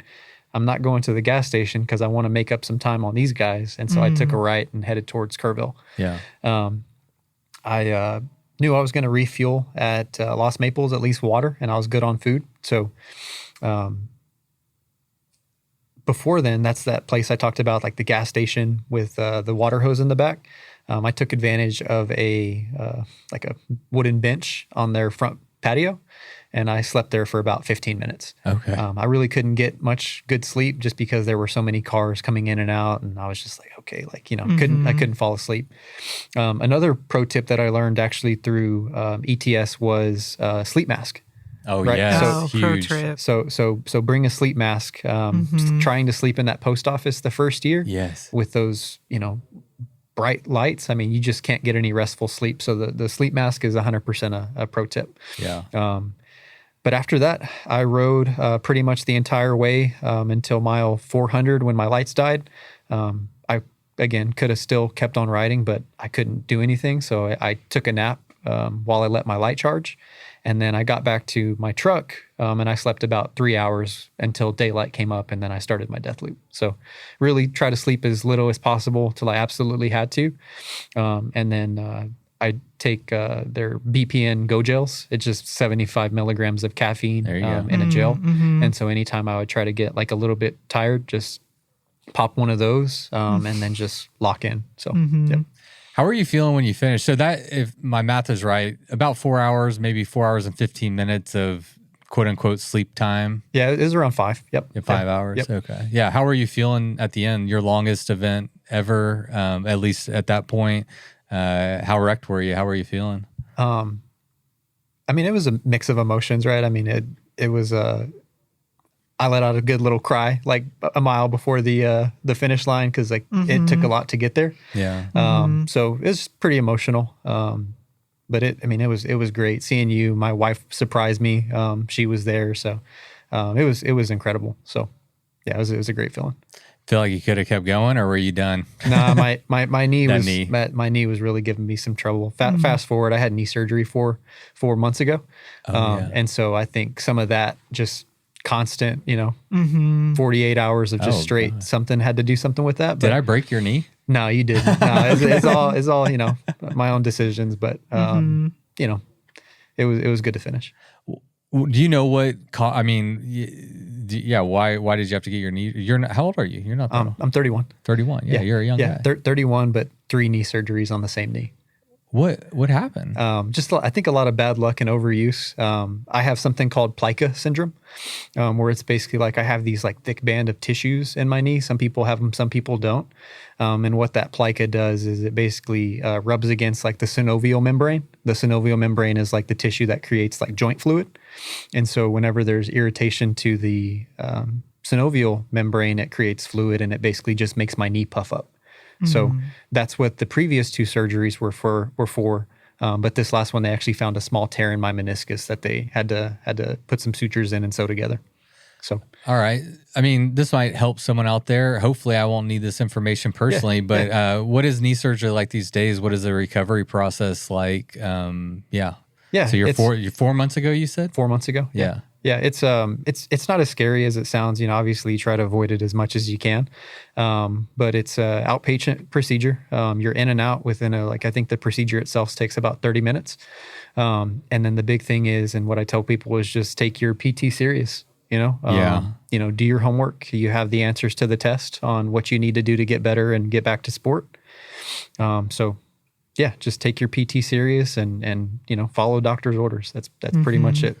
I think that's the hardest thing for me to do, and maybe for other people is, especially now that I'm 45, is listen to my body is all it really is. It's just listening to your body and starting slow and building up gradually, and not cause more damage while you're recovering, and that's hard to do. I think for people who are athletic that want to be using their bodies, I think one of the most challenging things for me personally is when my body isn't doing what I want it to do, or I'm sick or anything like that. I'm like, this doesn't feel okay. Yeah, you do lose your mind for a little bit, but you can always, jump out of it. After CTS, I think like 10 weeks after, I ran a Big Bend Ultra, so 50 miles in the desert. So I think those two kind of combined led to what happened. Yep. Yeah. It was the running, not the biking. Yeah. Honestly, it probably really was. Mostly the running. Yeah. It is harder on your body. I mean, even a doctor would say that. I'm no doctor. Where else? So it's the hill country. How hard is the climbing? Let's start with the lowdown. I feel like in retrospect, it's like always not that bad. Right. I really don't like climbing, but it's really not that bad. There's some I think the toughest hills are on pavement, and like Javian was saying earlier, Javian. Oh, good. Okay. Yep. Was saying earlier is, rather be climbing a paved hill just because you get the traction and everything on your tires rather than like a steep gravel hill. And I don't think it's that bad. Yeah. I don't think it's that bad on lowdown.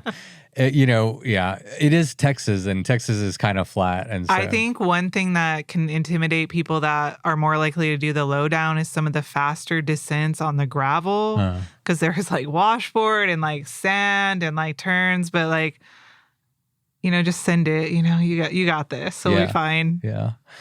I think most of the climbing is on the showdown route, especially on the southern portion. That's when you really get into some gnarly climbing. So you talked about it a little bit earlier, but describe, how challenging the climbs are and how fun the descents are too. Yeah, I mean, true. for anyone listening, I mean, it's hard, right? I think that's what makes the event so fun, because it is a challenge.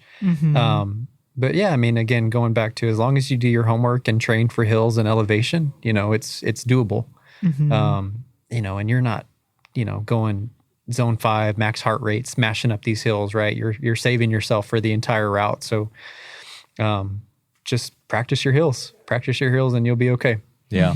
I like your strategy. I do the same thing. I just try to find the hilliest section I can and rinse and repeat. You know, I mean, in Texas, we have limited opportunities to find like good hills. And so find some steep hills and rinse and repeat as much as you can, Put yourself in the pain cave, like on every level, whether it's like, I'll even ride with my bike whenever it's not performing well. Because like you might be 400 miles in an event and your bike might not be running good. Like anything, like ride in bad weather, ride in hot weather, ride at night, ride up hills. Like intentionally being like the worst gear possible for this hill and figure out a way to get up there. Like whatever you can do to get yourself ready. Right. That's a good, I like to train on my single speed. And so there is no option to shift. It's just like you're either getting up or walking. And that's right. Nobody likes to walk their bike. I think like one thing that's fun about like the event, no matter what you're doing, is like, you're doing all this work beforehand to prepare, whether it's like the planning you're doing. And then when you show up, it's like like you get to put it all together, and it's like you get to enjoy like all the planning. I mean, it may not be enjoyable the whole time, but like all that hard work you did is coming together for that event that you've been planning and training for and anticipating, no matter what level you're doing at. Absolutely. Yeah, we're all pushing ourselves. None of this stuff is easy. It doesn't matter what level you're at. It doesn't matter if you're trying hard down the 80 mile or the 500 mile. Everybody's probably putting in an equal amount of like mental and physical effort. Yeah, like we all worked hard to get to that point. Yeah. And that's why I like, that's why I have different routes. Like, I want to create like opportunities for people to start and then go here and then here and then here and then go ride the Tour Divide or Silk Road or, something like that. All right, let's start wrapping this fun conversation up. So y'all can go enjoy your weekend and hopefully go ride your damn bike somewhere. Let's talk about highs and lows real quick, either personal or your favorite or least favorite parts of the either event or the route, or just any personal highlights or lowlights. I think for me, the high, and I don't remember what mile it was. It could have happened on any of the nights, but just the remoteness of it and just looking up, right, and just seeing all the stars and just being able to take in the experience. That was probably the coolest part. I remember singing, like, as corny as it sounds, I was singing like the Texas, like the stars at night are big and bright, deep in the heart of Texas. Yeah. So that was super cool. I even got a tattoo to kind of, it just says "deep in the heart" right here. Just to kind of commemorate the ride. But by the way, we really need a tattoo artist at all the showdown events. That's like high on my list. Is some finisher tattoos, almost like an Iron Man type of thing. I think if we had like some flashes, it's actually why I changed the logo, because my criteria for a good logo is, would it be good as a tattoo? And my first logo is fine. Actually, I'm wearing it right now on the shirt. It's fine. It's a fine logo. But I was like, for years, I've been like waiting. And then I saw the skull cowboy tattoo on somebody, like they had it tattooed. Very cool. I was like, that is a fucking cool tattoo. So I feel like everyone would be in the right mindset to get a tattoo. They're like, just give me a tattoo. Yes, exactly. 15% brain capacity. Just what did I do this weekend? Oh yeah. There's a reminder on your left butt cheek for the rest of your life. Perfect. Any low moments? I mean, I agree, man. I love riding through the night. It's one of my personal strengths because I don't get tired. But I love riding at night. But I love it all. I love the transition from day into night and from night into morning. Same. But at night, just especially in the hill country, all the stars, it's just so beautiful at night. It's really lovely to ride through, and it cools down, which is, a nice reprieve. But yeah, any low moments other than your headlight and your knee, like any low moments on the route? I can't really think of any low moments. I mean, it was, obviously in like an event that long, you do go through your new highs and your new lows, but maybe within like 1 minute, you're having all the human experiences. Yeah. If anything, I can remember, like I was so upset on the washboards going into Castle. Like I was like just yelling like just F and like just like I was just pissed off because one, I had to stop and I didn't want to, and then I was having a hard time with my hands too with all the washboards, and it was just constant. So I got really pissed off at the washboards. Let's make a note on the roads. It's worth mentioning, road conditions change every single year. Whenever, like, I think the first year the washboards were not that bad. The second year they were horrible. Whenever the county comes out and grades the roads, and was it really windy? Did it rain a lot? And so the road conditions are always going to change and be a little bit different every year. It might be sandy one year, and maybe the next year it'll be like more hard packed, and you just never know what you're going to get. But the washboards, I know this last year were pretty rough. And probably what more than the washboards themselves, the way I have my aero bars, I forget what it is. It's like the Pro Designs, and the arm pads, they fold up whenever you're not in them. Right. And so they're constantly always just flopping around. The washboards were making them like clank. And so like it was just clanking and it was loud. So it was more of my like just upset that they were making noise than like the washboards themselves. Because I can ride washboards, but the noise and just the frustration behind it was that. I'm glad you brought up aero bars, because I meant to ask you earlier when we were talking about gear. Yeah. Aero bar or no aero bar for the showdown route? 100% aero bar. 100%. I agree. Yeah. The more hand positions, the better. I mean, it is such an aero bar route. Yeah, absolutely. Because there's so many straights where you can just sit in and put power down. Yeah. I can't imagine doing it without aero bars. It would have been pretty tough. Yeah, people like to make it hard on themselves if they want to, but I'm with you. I think aero bar, like that course in particular, makes all the sense in the world for aero bars. I think it's going to pay dividends for the extra weight gain by a long shot. Easy. I wouldn't think of doing the route without them. Yeah. Okay, cool. I agree. All right, highs and lows, Andrea.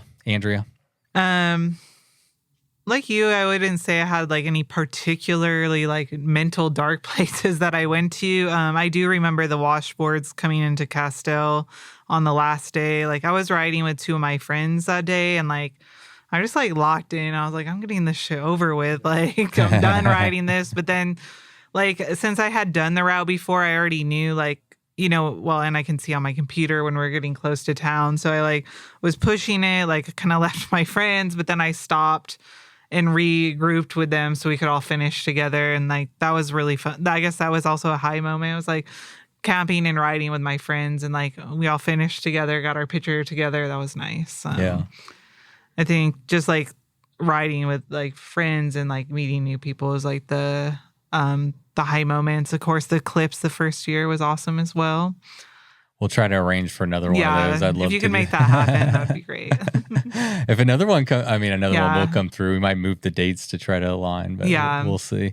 Yeah, I mean, I think that's one of the cool things about the lowdown, the super lowdown, is it is intentionally more chill. It gives you the opportunity to hang out, ride with people, stop and take pictures, take a dip in the Llano, get to camp, have a beer or a burger, like whatever you're into. And it allows you to kind of lean into the more experiential side of the event. I would say like some of the most beautiful, like the sunrise is like super beautiful in the hill country. And like when one of the days leaving early, like just riding as like the colors change and the sunrises is unforgettable. Yep. Yeah, beautiful. Let's wrap it up with some advice for people who are thinking about doing. Obviously, you've done the showdown, you've done the lowdown. So, any advice that we haven't covered? We've covered a lot of good stuff, from heat to resupply, water, tire choices, all kinds of stuff. But any other advice for people thinking about doing it? Don't be scared to sign up. Don't be scared. Don't be scared to sign up. We got rescue drivers. We'll come get you if you need to. And that's one of the reasons I think to speak to what Andrea was talking about earlier. Like, why do a paid event? They're out there. Anybody can go do it. Yeah. But what I want to encourage people to do is try something harder than they've ever done before and push themselves in an environment where there's other riders out there. It's a little bit safer. Cars are going to be a little bit more aware. They're like, okay, there's a bunch of cyclists out here, and you have people that are watching your dot. Yeah. You have people that will come pick you up off course if you need to. And so, it's solo self-supported, go do hard things. And also there's a safety net that I think with a safety net, it allows you to feel more comfortable to push your own personal limits, And if I can say one more thing too, like if you're struggling with like anxiety or like just things in your personal life, like these types of races, for me personally, I mean, it put me in a completely new headspace.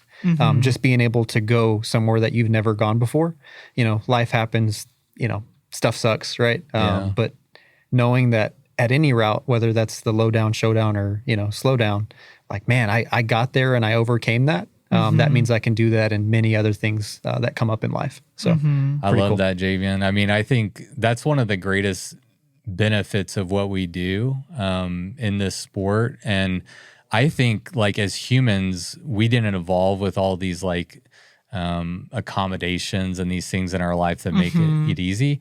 And I think we evolved and we are designed as humans to move our bodies in outdoor spaces and take in the sun and take in the environment and all these things, right? And like, when we give ourselves the opportunity to use our body in the way that for millions of years or whatever you subscribe to, a long time, we've done forever. We lock into something and we tap into something that we don't get an opportunity to in our daily life. And if you can, if you're willing, you can take that knowledge that I can do hard things. I can surprise myself. I can be fully self-sufficient.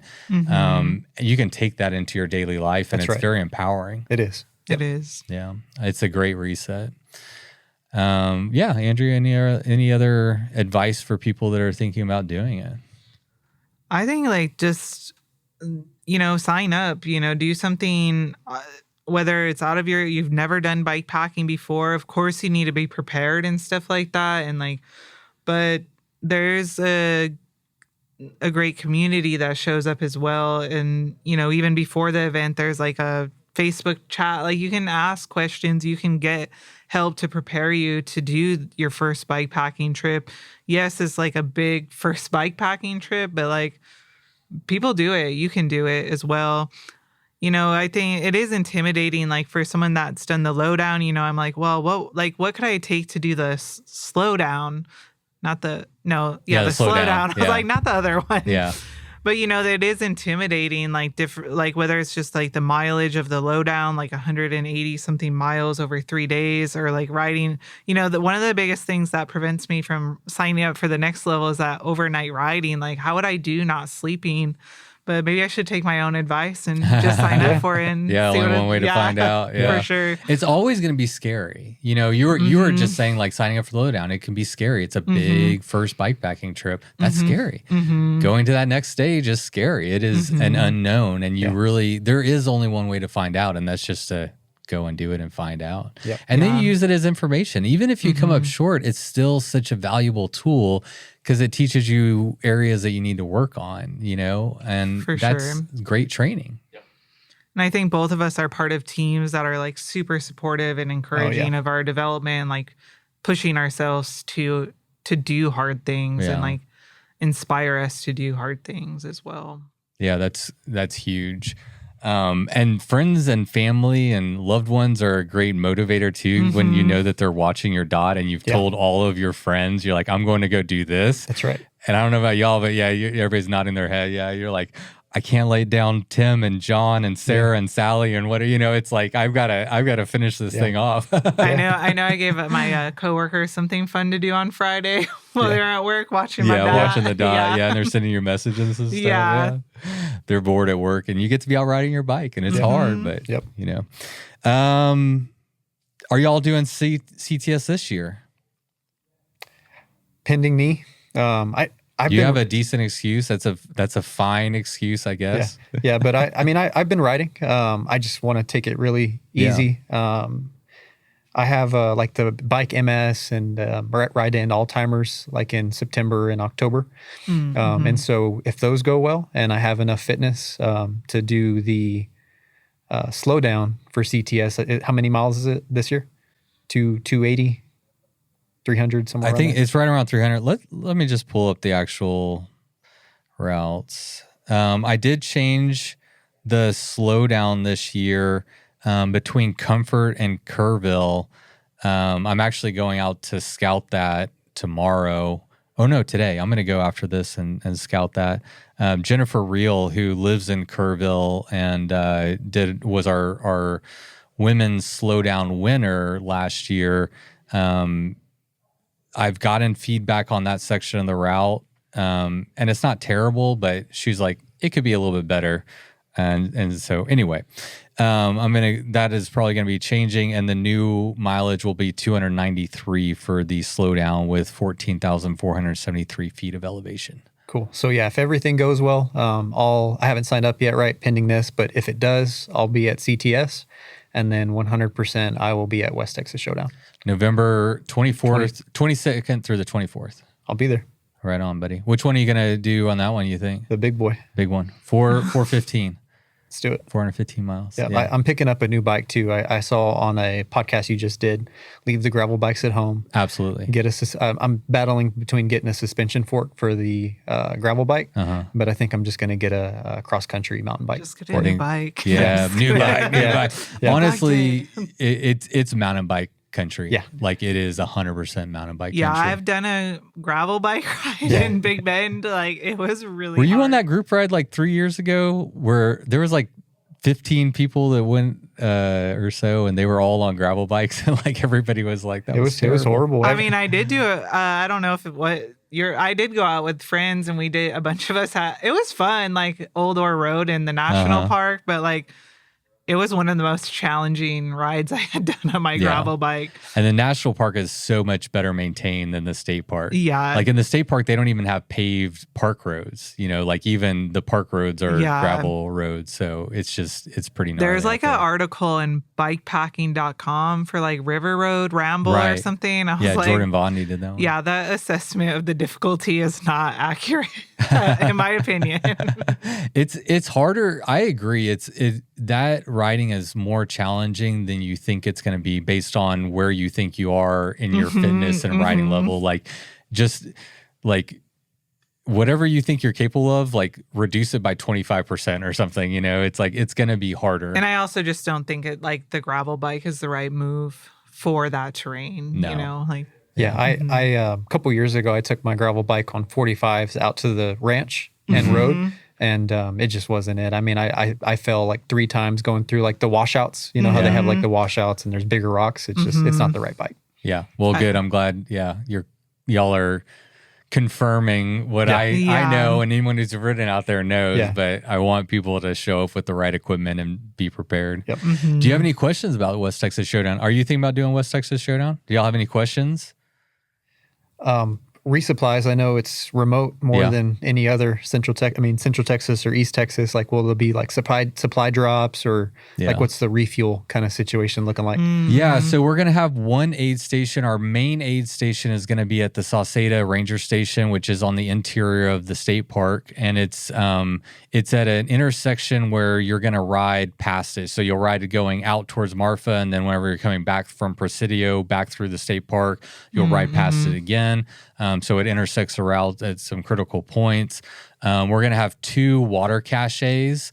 One at about it's at mile 69. That just was where it landed. It's at like the West Contrabando trailhead. So we'll have a water cache there, and then one when you're leaving the state park on the north side of the state park headed up to Marfa. We'll have another water cache there, and then you just have Marfa as a resupply. You'll go all the way to Presidio as a resupply, and then that'll get you back in the state park where you'll have that aid station. And if I remember correctly, you shouldn't go more than 60 miles. I think actually the longest The longest section without any like water resupply specifically is the first 69 miles until you get to the first water cache. That's the longest period you'll go without a water resupply at least. And I figure it's the beginning. So, you can do 69 miles at the beginning. And then from there, we'll be able to support you a little bit better. Yeah. Cool. Perfect. Yeah. Are you thinking about doing West Texas? I have not thought about it. I should say that. Or are you doing CTS? I wasn't going to because I was going to go out of town for a family thing, but I'm not doing that. So now I'm like, wait, now I could do it. So you could. Next weekend, I'm actually going to ride from Seattle, doing a ride from Seattle to Vancouver, like an event up in Washington. So I think after I get that trip out of the way, I can like have more mental space about like what I want to do. But I am available for Central Texas, so I should come out there. 3 years in a row, maybe do the slowdown. No pressure though. No pressure. Do what feels right. Yeah. Everybody should do whatever they want to do. I do feel like I could do the mileage, but without training, maybe I should like make a stop or something like that.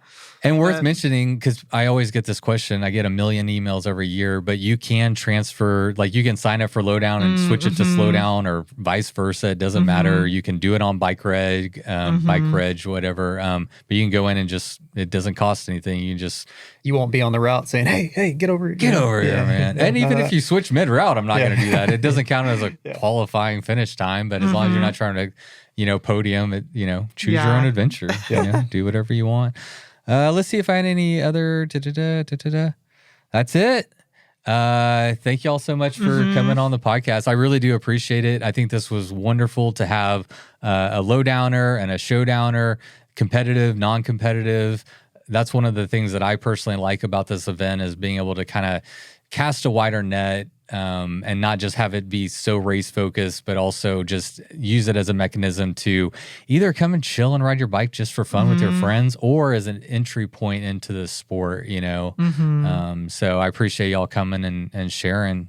I don't know if you remember at the beginning of the race, when you guys were lining up, you forgot your supply bag in your truck. I did. And he had a sheer look of panic on his face. I was like, you know what? Just give me your keys. I got it. And she did. I hid his keys and sent the photo of where it was to his friend and Oh, that's clutch. Community supports community. Yeah. That was helpful. I would have started 5 or 10 minutes after the group if she would have been there. Oh, man. Yeah, that was huge. So, we didn't talk about it, but there is a supply drop at the Crabapple School. I think it's around mile 67 on day one.